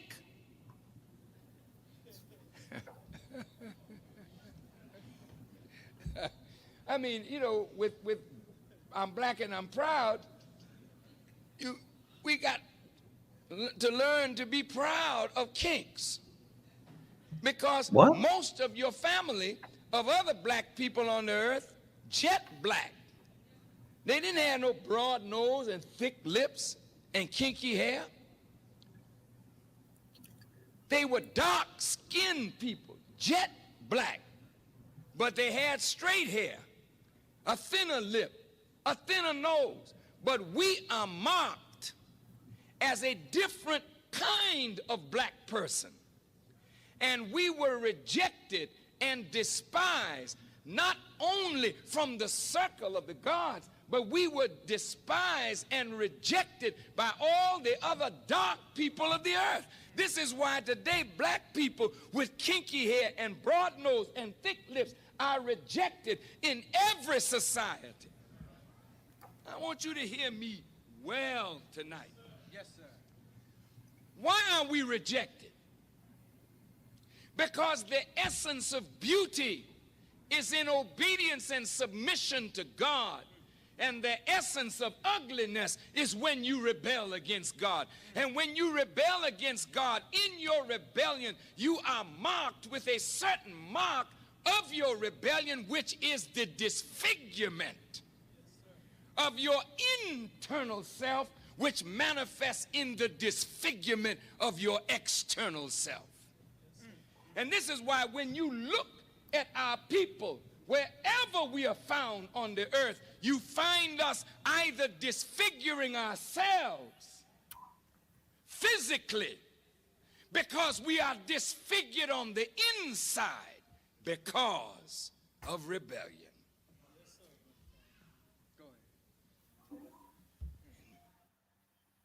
Feel free, brother Chris. Just more Asiatic stupidity, nothing more. I mean, he Self just contradicted himself. He said self that the hate. hair, yeah, like the hair on our eyebrows is supposed to be, and the hair on our head is supposed to be one and the same, right? Well, here's the stupidity in that. He knew he was caught saying something stupid. Then he says, that's why you're always trying to straighten it out. Shouldn't you be proud of your kink? Like, what? Like, and this is the nonsense that they're purporting, that they're always promoting. And they begin to repeat these things to Black people to get them to join, when really you're the one that's frying your hair, Louis Farrakhan. You're the one with a process in your damn head. And just like the rest of those brothers, they all have processes in their hair. And I don't know what it is when it comes to the Nation of Islam that the head speaker always has to have this process in his head. I can see why Brother Malcolm said, enough of this, I'm out of here. You know what I'm saying? Like, I really, when it comes to the Nation of Islam, it's just like, man, whatever, man. I've kind of moved on from them because they steal a little bit of everybody's doctrines. You know what I'm saying? And there's That's their founder right there. that's There's their why founder. many of them, will process their hair to look like him.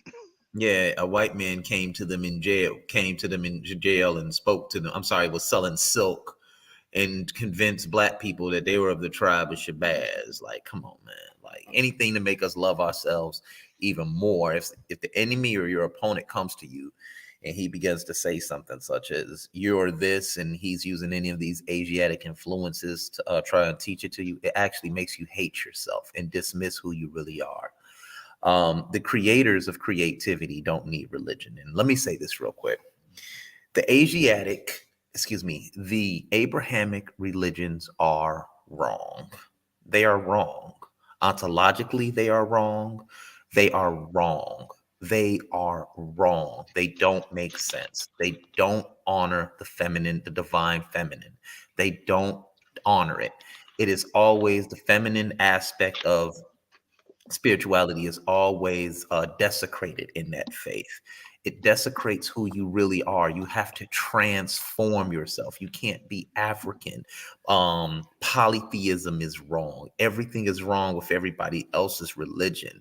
It's look, man, ontologically, their religion is wrong. It's wrong. But The God, brother, go ahead.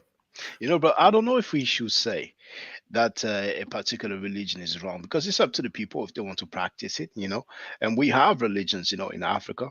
But I would say personally, and if you argue that we originated this Abrahamic belief system, then I would say you're wrong. It was not Black people who No, originated I don't teach Judaism, that. Christianity, and I don't Islam. teach Yes. that. No, I don't Oh teach no, no, that. I know you're not teaching that. I'm Oh, when I said the you, it was like a generic you. But what I will say to the listeners is that whoever is teaching that Black people originated Judaism, Christianity, and Islam, in my opinion, they are wrong. And if they differ, they are free to come and tell us why. But keep going, brother Chris. yeah. So I'm gonna go against Shaka then. It's wrong. All right. Here's why it's wrong. You can't give a group of people, and I didn't say it was wrong for them to study it. I'm saying that the ontologically, that's why I use the word ontologically, it's wrong. You can't have a God that tells you, thou shalt not kill, thou shalt not enslave, thou shalt not commit rape, thou shalt not murder, thou shalt not steal. And then he gives a group of people commission to go into somebody else's land and rape and kill and kidnap and enslave. That is criminal behavior. I don't know what else to say.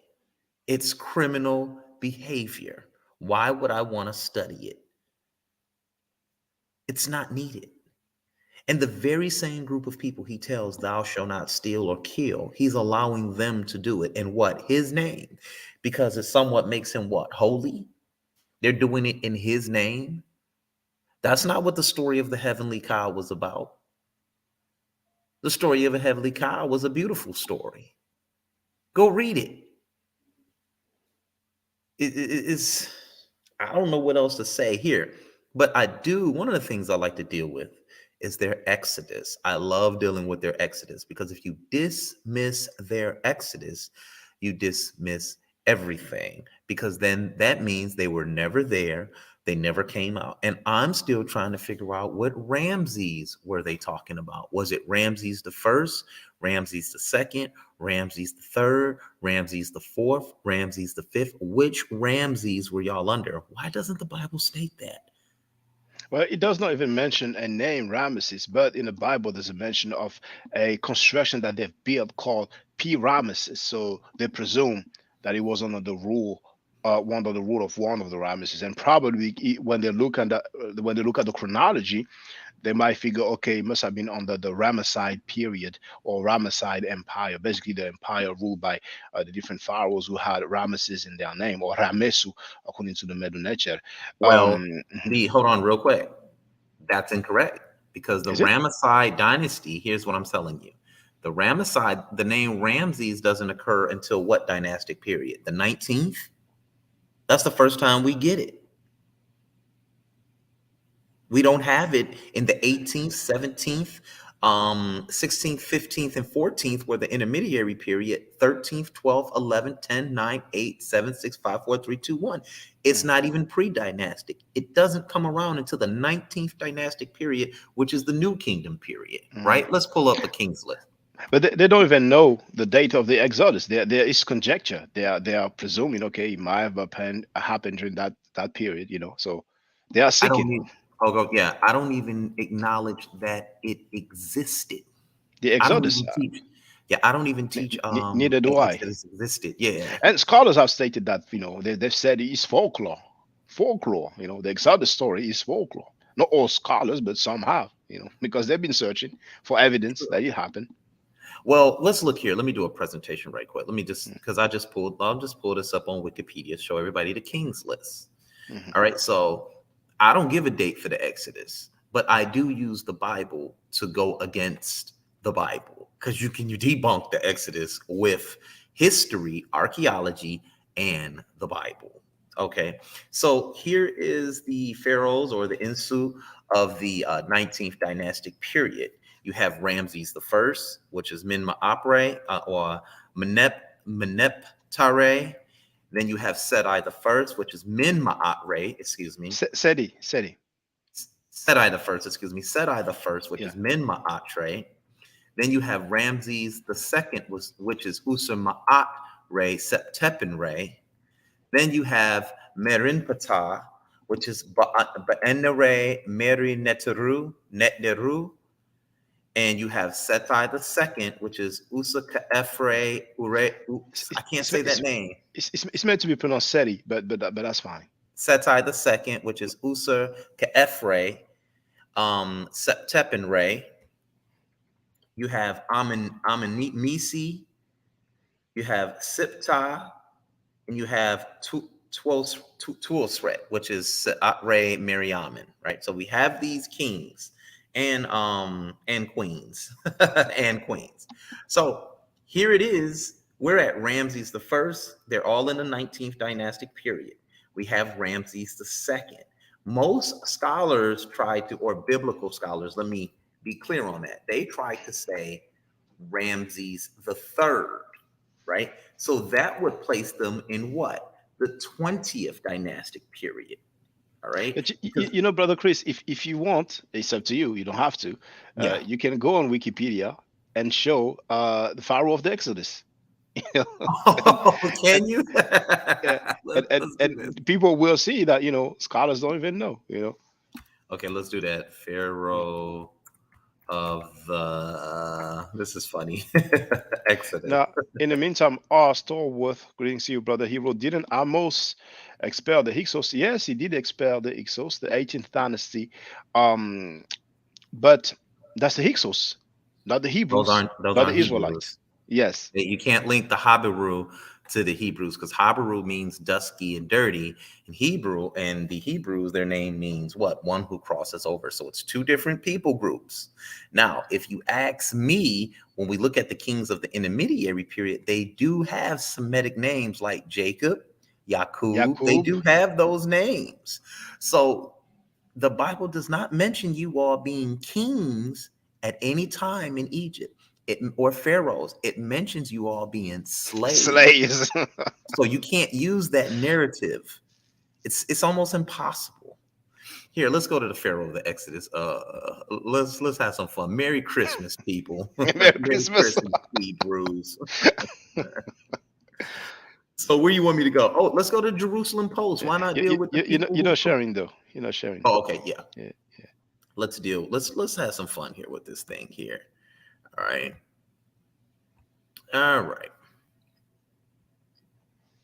We're gonna go to the Jerusalem Post and let's see what they say.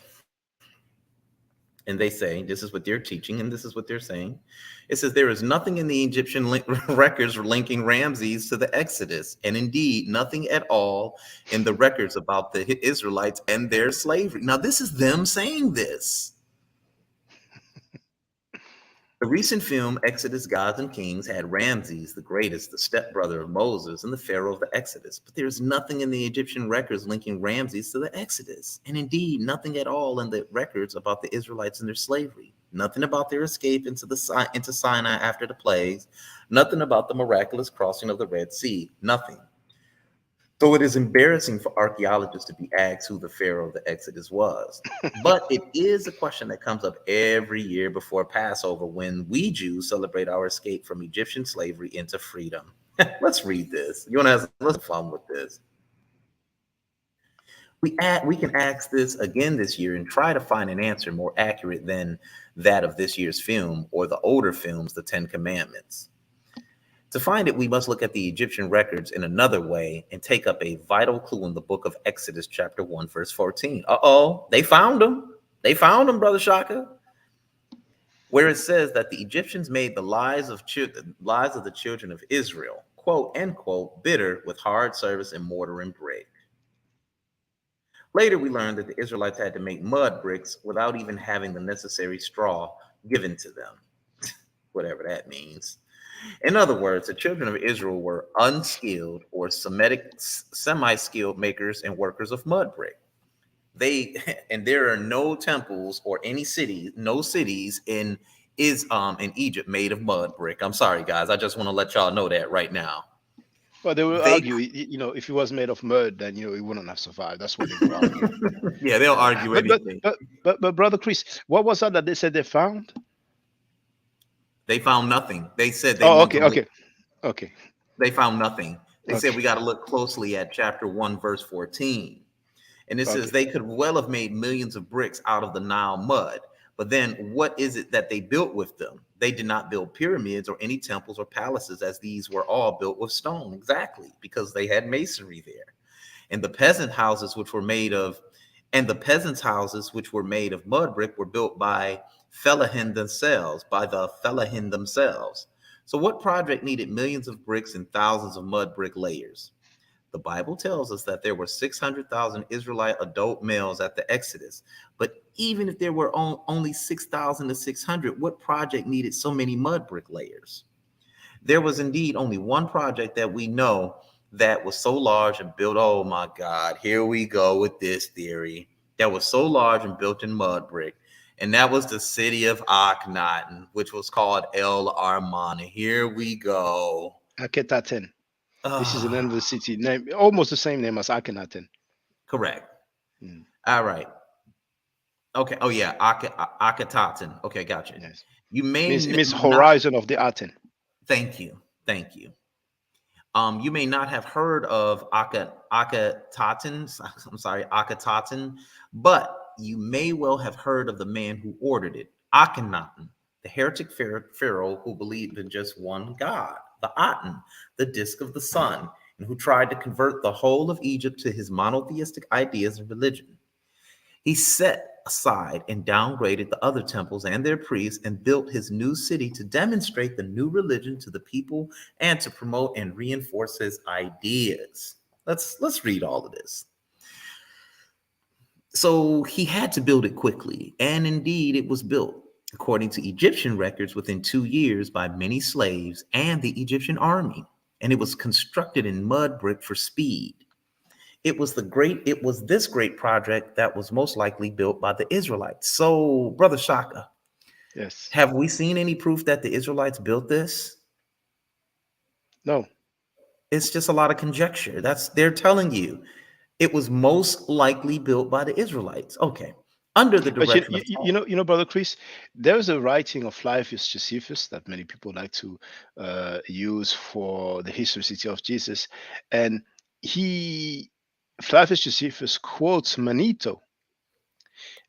It is from Manito that we get the dynasties that we still use to this day. correct. And when he talks about Manito, Manito talks about the invaders. And it is from Flavius Josephus that we have the term shepherd kings as a translation of Hyksos or Hekahasut, when really it means foreign rulers, but that's okay. And Manito talks about those people who invaded. And if I'm not mistaken, it is somehow, some way from Manito that we have this tale of Akhenaten who would have left, or some ruler who would have left, or some people who had leprosy, some people who did not follow along. So I would just leave it there. People can look it up or challenge me if they want on that. But that's probably why they're trying to make some connection. Maybe it has something to do with Akhenaten, but keep going, brother. Okay, cool. Let me get that presentation back up. Yeah, give me some color commentary behind all of this, Brother Shaka. Give me some good color commentary here. I like that. And it says, so we had to build it quickly, and indeed it was built according to the Egyptian records within 2 years by many slaves and the Egyptian army, and it was constructed in mud brick for speed. It was this great project that was most likely built by the Israelites under the direction of taskmasters from the Egyptian army, who were both cruel and pressing because it had to be done so quickly. So let's pause and think for a moment here. The city of Akhenaten was not built anywhere in Egypt. It was built in the Levant area. That's where it was built. No, it was in Egypt. It was in Egypt. It was in Egypt? Yes. El Armana. Yes, it's in Egypt. You can look it up now. It was in the north or in the south? Oh, it would be more towards the north, not really in the delta, but look it up now. We can have a look together. You can look it up now. Okay, let me see. Sid, let's look this up. City of El Armana.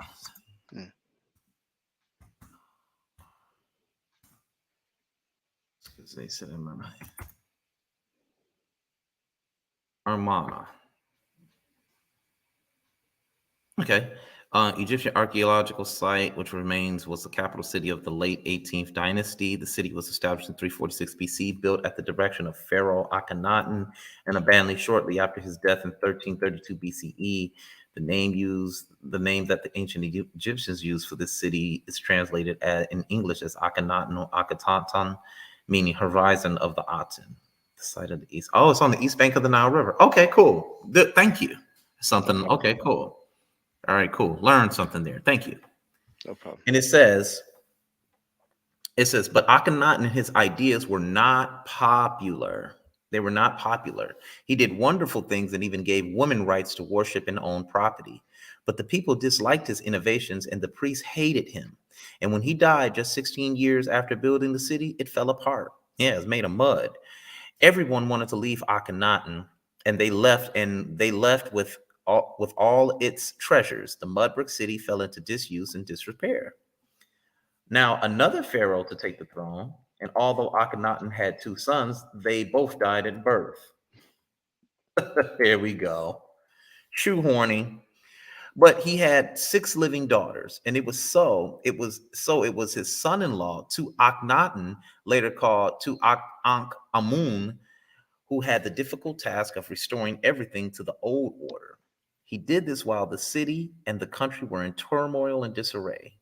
While the people were leaving Akhenaten and going back to the old religion and priests and to their old haunts and cities, his health gave out under pressure, and in about 325 BCE, Tutankhamun was forcibly succeeded by his tough general Hornhead, who could well have found it desirable to pursue the escaping Israelites into the Red Sea, but that is not recorded. Oh my God. Get this shit out of here, man. These people trying so hard, man. It never happened, y'all. It never happened. And before it says who could well have thought found it desirable. So it's conjecture mainly. This is all conjecture and commentary. That's all, man. Trying to validate the theological narrative of the Bible. Now, we know Howard Carter around 1922. Oh, it says here Howard Carter was the one who discovered what? King Tut's tomb, right? Yes. So when he discovered it, you have the Son of God, you have all his treasures, you have the ark in there. And, you know, you guys still want to run to these stories where you can't prove anything. It's just weird to me. Like, man, what are we doing here, man? Like, let's stop the games, man. Like, we can move on from these things, man. It's time to grow up, man. And, you know, like I said, they come on there and they yell and they holler and they act a fool. Like yesterday they did a show. Black Jesus Minister said he wanted to debate me. I'm all like, man, I don't want to debate you, dude. Like over there on the Lions Den. I'm like, I'm not interested in debating any of you guys over here. You know what I'm saying? And I have friends over there. Their interests all align with mine. I'm not interested in debating no troll. You know what I'm saying? I'm good, man. I got better things to do with my intelligence here. You know what I'm saying? I would like to debate the doctor that came on there so I can beat him up on Tacitus real good. I would love to debate him and show him what the Christian church did with those writings. You know, they always want to debate, but it seems like they don't want to have a discussion. We can always have I mean, I'm willing to have discussions with all of them. I mean, the link for those who don't know is in the chat there. We can have this discussion. People always want some grand stuff. You know, we can discuss. You know, we can discuss. It doesn't have to be a debate. You know, but keep going, brother. Oh, you okay? When you're ready. I had to get up for a minute. Yeah, no problem. Yeah, our brother will be back. Yeah, okay, okay. Yeah, it doesn't have. I don't know why they feel like they need a debate. The weird thing about them wanting to debate all the time is sometimes it's like they don't even know what the subject is that they're debating. You know, like I'm talking about that one guy, and he was talking about some Chris is an American patriot, and I'm all like, yeah, this, like, JJ. yeah. I don't said, say his. Well, Yeah, I said I don't believe that. I have to hear it from him. Yeah, but and I said, even if you were, brother, what's the problem? What's the problem? You're American, yeah. Right? You're not a Hebrew. But I said I stand on Black patriotism. That's what I stand on. And Black power is a form of Black patriotism. If you look at the very definition, all right, if you look at the very definition of it, and how do we establish Black power? We establish it patriotically through the system that we are given, through voting. You understand what I'm saying? Through handling things on a local level that makes our movement what? Nationwide. Those are all endeavors of patriotism. All right. So I don't know why he kept trying to say American patriotism. Like, I'm not arguing what you're arguing. You know what I'm saying? Like, it was just weird to me. You know what I'm saying? Like, did you see what Black Jesus Minister did the other day with Brother Jabari? Did you see what he did? I actually came on. I mean, I listened to it when the stream had already started. So I scrolled through it.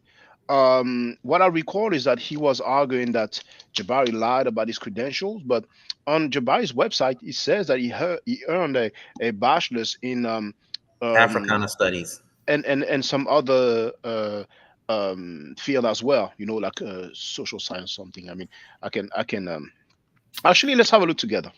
So people can see Jabari Osaze. So there it is. So for those who don't know the website, I'm going to share the link in the chat. And then there it is. So that's Jabari's website. When you go to bio, it says Jabari Osase has studied ancient Africa for over 25 years, focusing primarily on ancient Kemetic Egypt history and spirituality. Brother Osaze has led annual study tours to Egypt since 2002 in partnership with the African Genesis Institute. More than 3,000 people seeking to uncover the wisdom and accomplishments. Okay, let me just go straight there. Um, Brother Yeah. Osase obtained his Bachelor of Science degree in Human Services and Africana Studies from Cornell University. So Okay. he clearly stated on his own website that he had a bachelor's degree. He didn't claim that he had a master's degree in African Never studies. claimed that. And Mhm. here's the problem in which these trolls, what these guys try to do. And I'm gonna pull up what he did. He said, let's pull this up. So I'm It's not so aware of any other claims that he made. I mean, people are clowning him, putting the Django Calvin, played by Samuel Jackson, yeah, no, but I no, don't no, know. no, no. What's his name? Jabari posted that. Oh, okay, yeah, Yeah. So what he did was, I want to show you this real quick. yeah, of course, of Black course. Jesus Minister, I think he thinks he was actually debunking him or challenging his authenticity. So what this guy does, Black Jigaboo Minister does is, let's do a screen share. Can you share that screen, please? Of course, of course. And he pulls up this definition for historian. Hmm. Historian. And he says, Brother Jabari does not have a PhD nor a master's. You know how he does all those long commentaries before he gets to his point? And he says, blah, blah, blah. And he says, is an expert in or student of history. But he omitted the word student. He was omitting it in his long, drawn out speech. He says, an expert in history, especially that of a particular period, geographical region, or social phenomenon. So he kept on trying to say that he's not an expert. You have to be an expert. That guy has a PhD. So he was like creating slippery slopes with the very definition of loan. And I'm all like this. It doesn't say anywhere in here that you need a degree to be a historian. You see what I'm saying?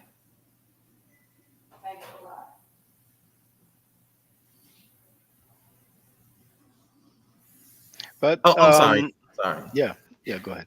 Feel free, Yeah. brother. So it doesn't say that anywhere in this definition.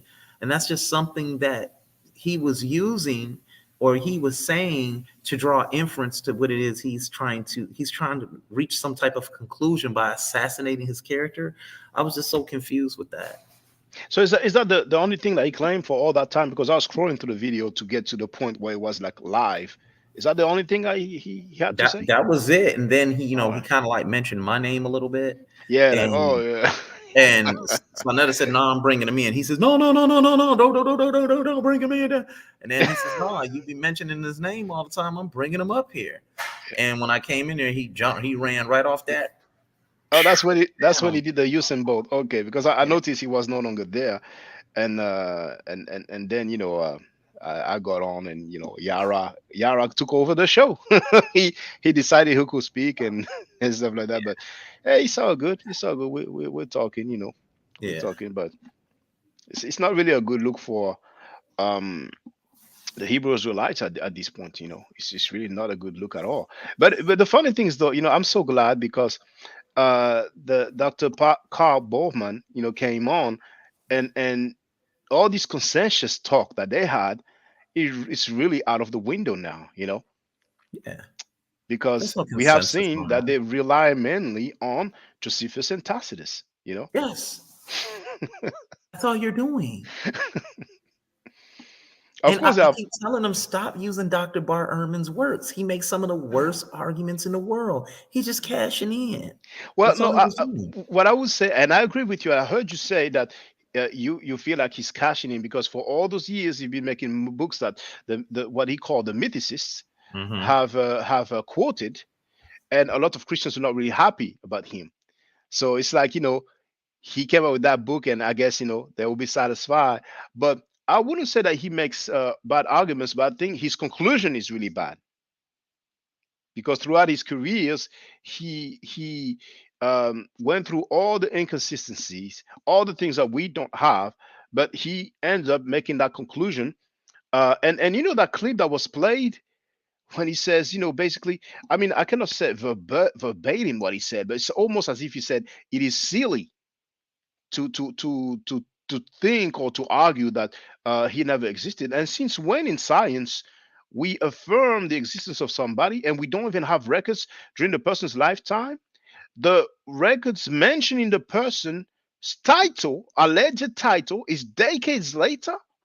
They're only given a pass to that individual because it is a core, a main individual for that Greco-Roman civilization's main religion, which is Christianity. That's how I see it. That's how I see it. So now we're gonna blame people for not relying on some documents that mention somebody's title, and one of the so-called quote or citation mentions superstitious. Is it the word that they mentioned? But I don't know if Chris is available right now. But Tacitus quote, there's a word that's similar to superstitious. I think that's what it is. But I'm gonna play a little some. Which one would I play? I'll play that one. It's 2 minutes and 38 seconds.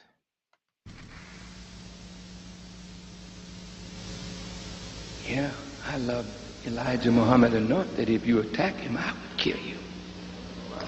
Yesterday, today, and tomorrow. And I'm not a killer, but neither are you. But if somebody attack what you love, each one of you in here would become a killer instantaneously. Am I lying? Mother, let somebody look like they're attacking your child. Here's a woman who fought a bear because the bear snatched her baby. And she ran the bear down, screaming until the bear dropped her baby. Love casts out fear. We don't give a damn about no white man law when you attack what we love.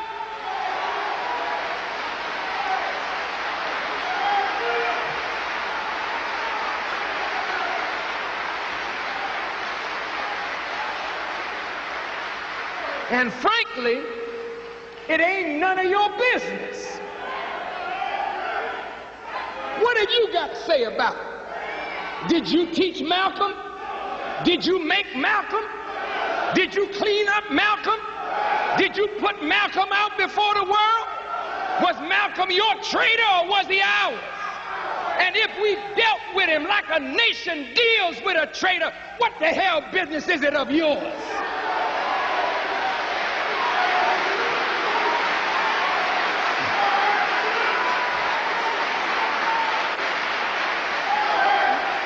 You just shut your mouth and stay out of it. Because in the future, we're going to become a nation. And the nation got to be able to deal with traitors and cutthroats and turncoats. The white man deals with his. The Jews deal with theirs. Salman Rushdie wrote a nasty thing about the prophet, and Imam Khomeini put out a death thing on him, and it stands today.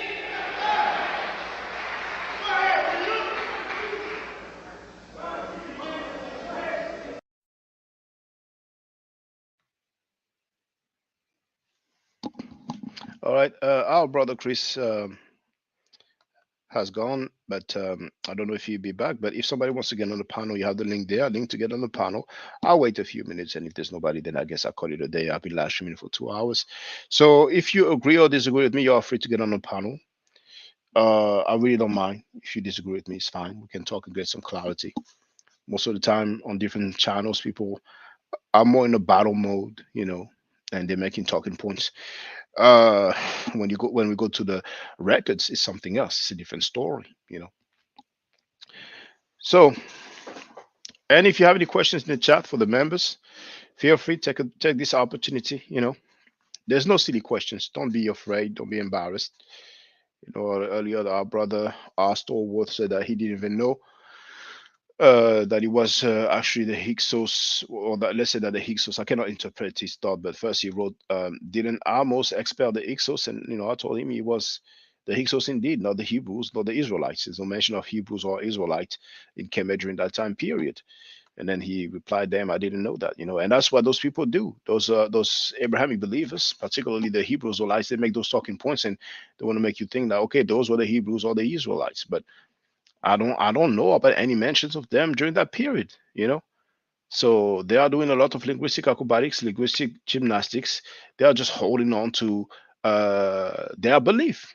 And believing is not knowing. A belief is not knowledge, you see? And it is a shame at this point that people don't say, well, okay, I believe in that. I cannot prove it. I cannot demonstrate it. We don't have any records for that, but I believe in that. So I'm like, fine, that's your religion. That's the religion that you chose. But stop trying to push your religion as if it was established facts. So once again, so much for the so-called consensus. And the funny thing is that even for Jesus Christ, there's no records during his lifetime.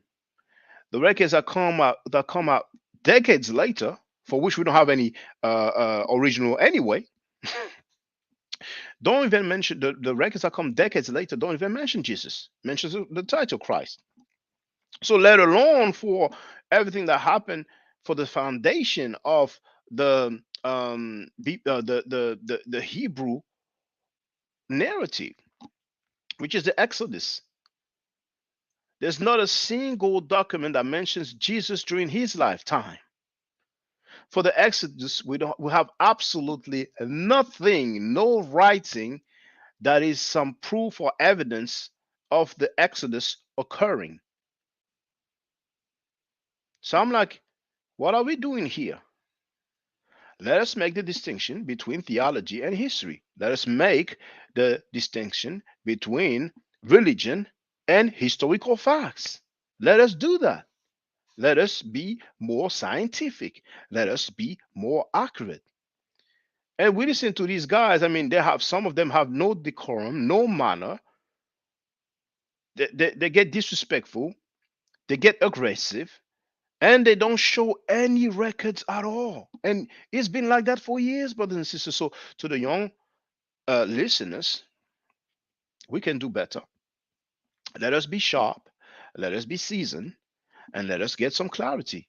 These other guys, they will look for any single thing that they find online after Twitter finger it on Google and try to use it as some evidence or talking point. That's all they've been doing, and that's all they will continue to do because there's nothing.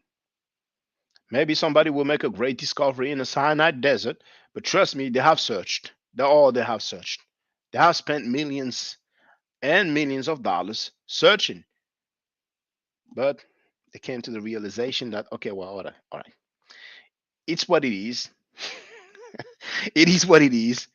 We're gonna keep rolling with the narrative, and we're not gonna spend any more money searching in the desert and all these other areas because it's clear that we're not gonna go far with this.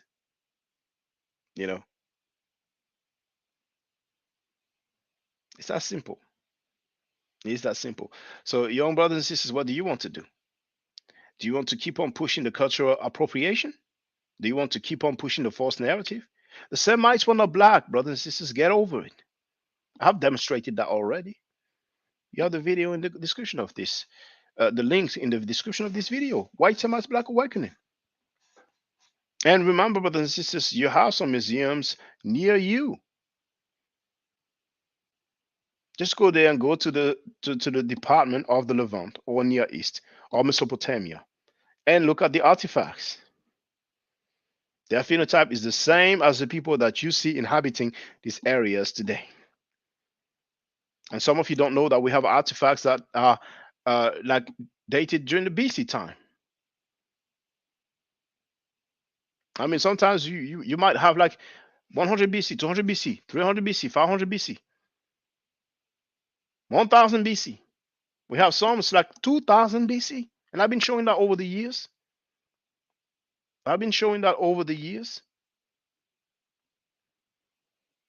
Now, there's one that I've shown before, and I want to show it again. And it is around 2000 BC in the Louvre Museum. You know I cannot put artifacts on display in the Louvre Museum. You know that, do you? uh, we talked about Ugaritic writing. And we know it comes mainly from the area of Syria. So here we have someone called Ebi Il. Il is spelled I-L. And you can look it up. It's the same as L spelled E-L. Let me share it in the chat first. That's 2300 BC. Yes. See, you have the link there. MCs cannot act like they don't know anymore. Look at this here. Let me put the volume on.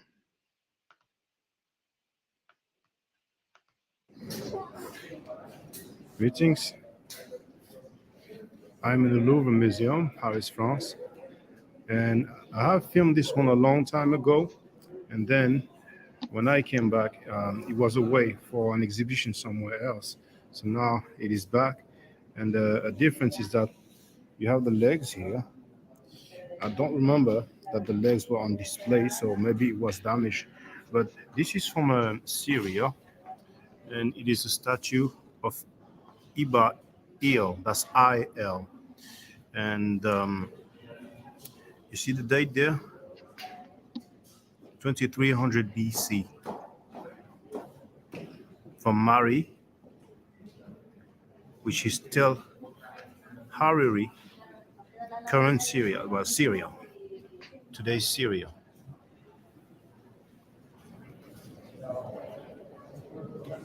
So if it looks Negroid to you, let me know, but it doesn't to me. All right?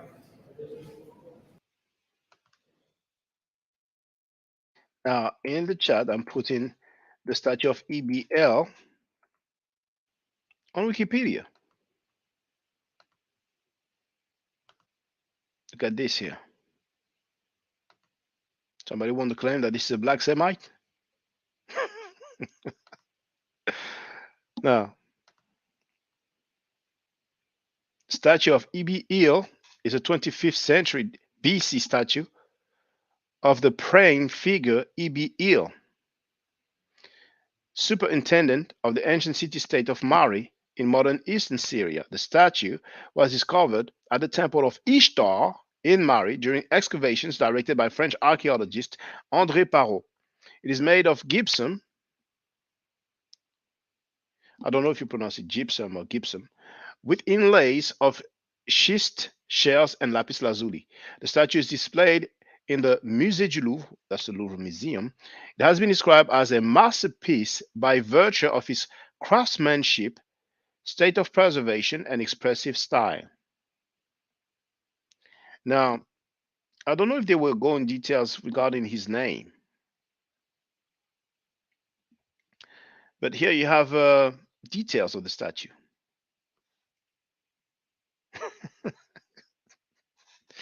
I mean, come on now.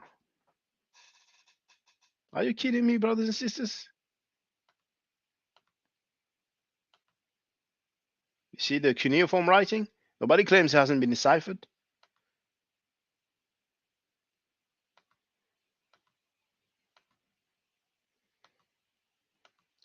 But what I would like you to see is the meaning of Il in his name.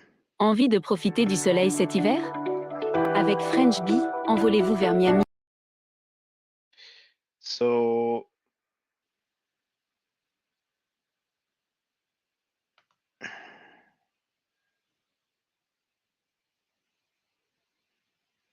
let's see what it says there.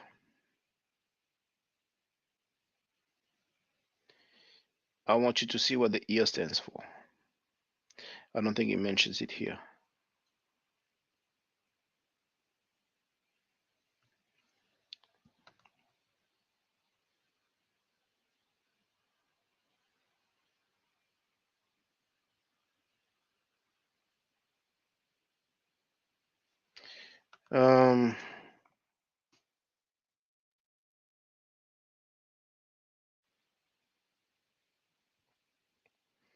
I'm looking for some high reputable website though, you know.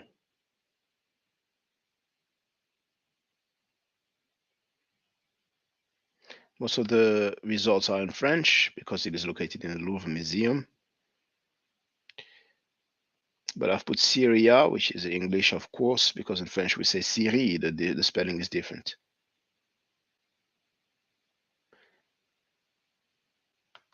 I don't know what this is.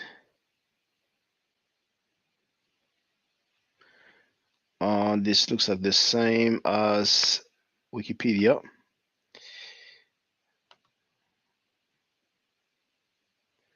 Oh, never mind. But the IL is L. It's the same.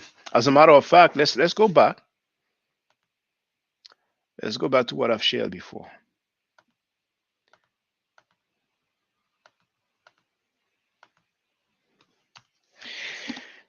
Ugaritic narrative poetry.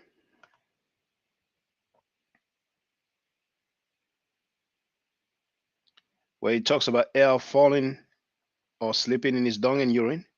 You see here it says L collapses like one dead. And you see here you have the IL. Then we have L was L. It's really was like, but you know, sometimes they're kind of trying to be as close to the translation as it is, but you cannot really translate word for word. So it says L like those who descend to earth. Ultimately, you have to add some words when you translate from one language to another. You know, I mean, you can do the literal translation word for word if you want, but it might not necessarily have much meaning. But anyway, L, you see here we have il, il. Now here on the other book, L Satinis Masria, what do we have? Il. You see? So it's talking about the same person. We don't see the il here, but there we have the il. This is for L. You see? And you see L, il, L, il. And mind you, sometimes you have artifacts that are damaged, so you will not necessarily see the writing all through. You know.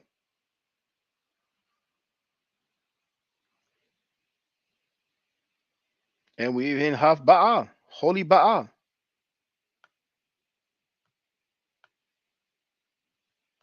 You know, it's funny here we have Kadesh Baal, and you probably heard about the Battle of Kadesh. I don't know if they give us a meaning for Kadesh.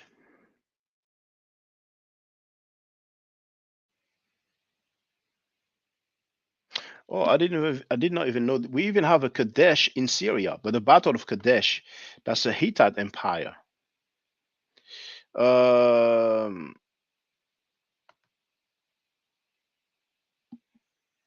it's the same area.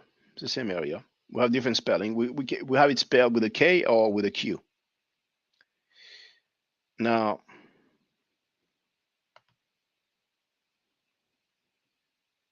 oh, how funny!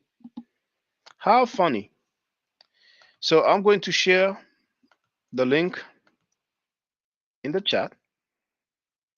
So just by being familiar with the transliteration of the Middle Nature, like I told you, even with those ancient languages of Semitic languages or Canaanite languages, you can get some clarity. So this is Kadesh, Syria. You see, Kadesh or Kadesh, just the Q and the K, was an ancient city in the Levant. But anyway, name and location. The name is from the West Semitic, that is Canaanite, root Q, D, and remember, it's the same in the Middle Nature. When you have that S with that little symbol on top of it, that's a sh sound. So Kadesh, and you notice that we don't have the vowels here. We just have the consonants, but nobody's saying it hasn't been deciphered. And what does it mean? Holy. It is rendered Kadeshu, the W is the U sound in Middle Nature, in Egyptian, and Kadesh in Hittite. So isn't that strange? Isn't that funny?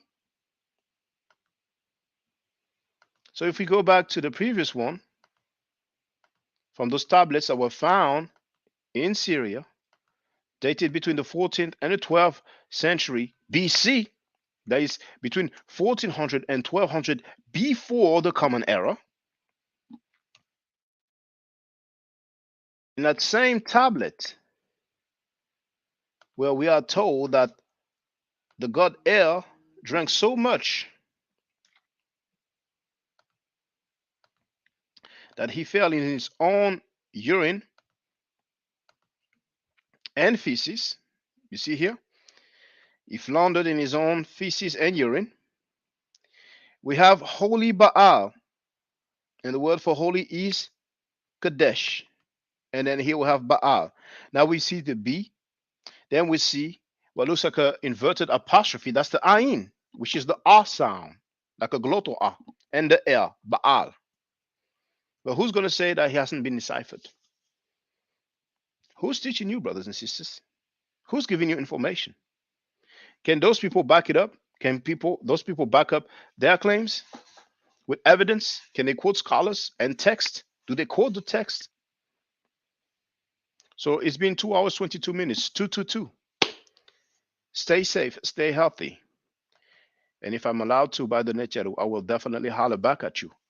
I don't argue, I state facts. If you're not part of the solution, you're part of the problem. Do I to do any cheru hotep? Now, for the record, for those who don't know, I'm giving middle nature classes. And here, that's the flyer. Okay? So, those who are interested, feel free to holler at me. If you're not interested, it's cool. But I recommend that everybody who has not yet seen the video, Kemet and Ma'at, Before Judaism, Christianity, and Islam, then watch it. It has about 300,000 views and really deserves to have a lot more. I just want to let everyone know who's listening in now and who's going to listen to this stream in the future.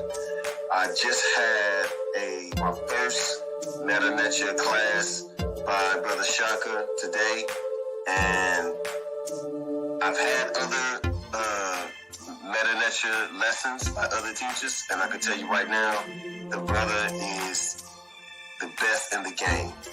He is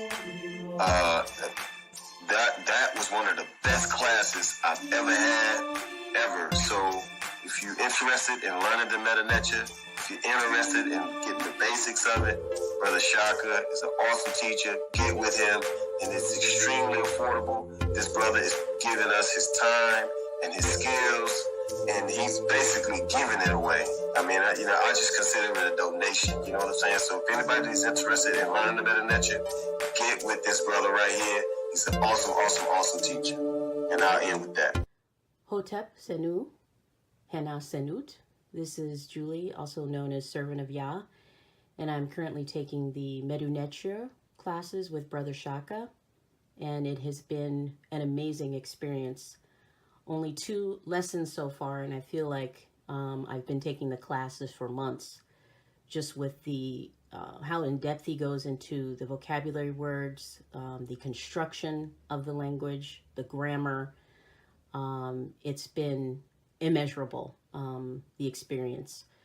And one thing that comes across, hands down, is his extreme passion for teaching this to anyone who is willing to learn and has an interest in learning. So I highly suggest, if you are interested, even a minimal interest, that you subscribe to the classes with Brother Shaka. It's such a nominal amount for how much you get. I know, like, our last class was over 2.5 hours. It felt like 2 minutes, but because that's how involved you are in what he's teaching and how he teaches and how compassionate he is about what he teaches. Also with sharing materials free of charge, no question, no doubt. It's just what he does. He doesn't have to, but he does.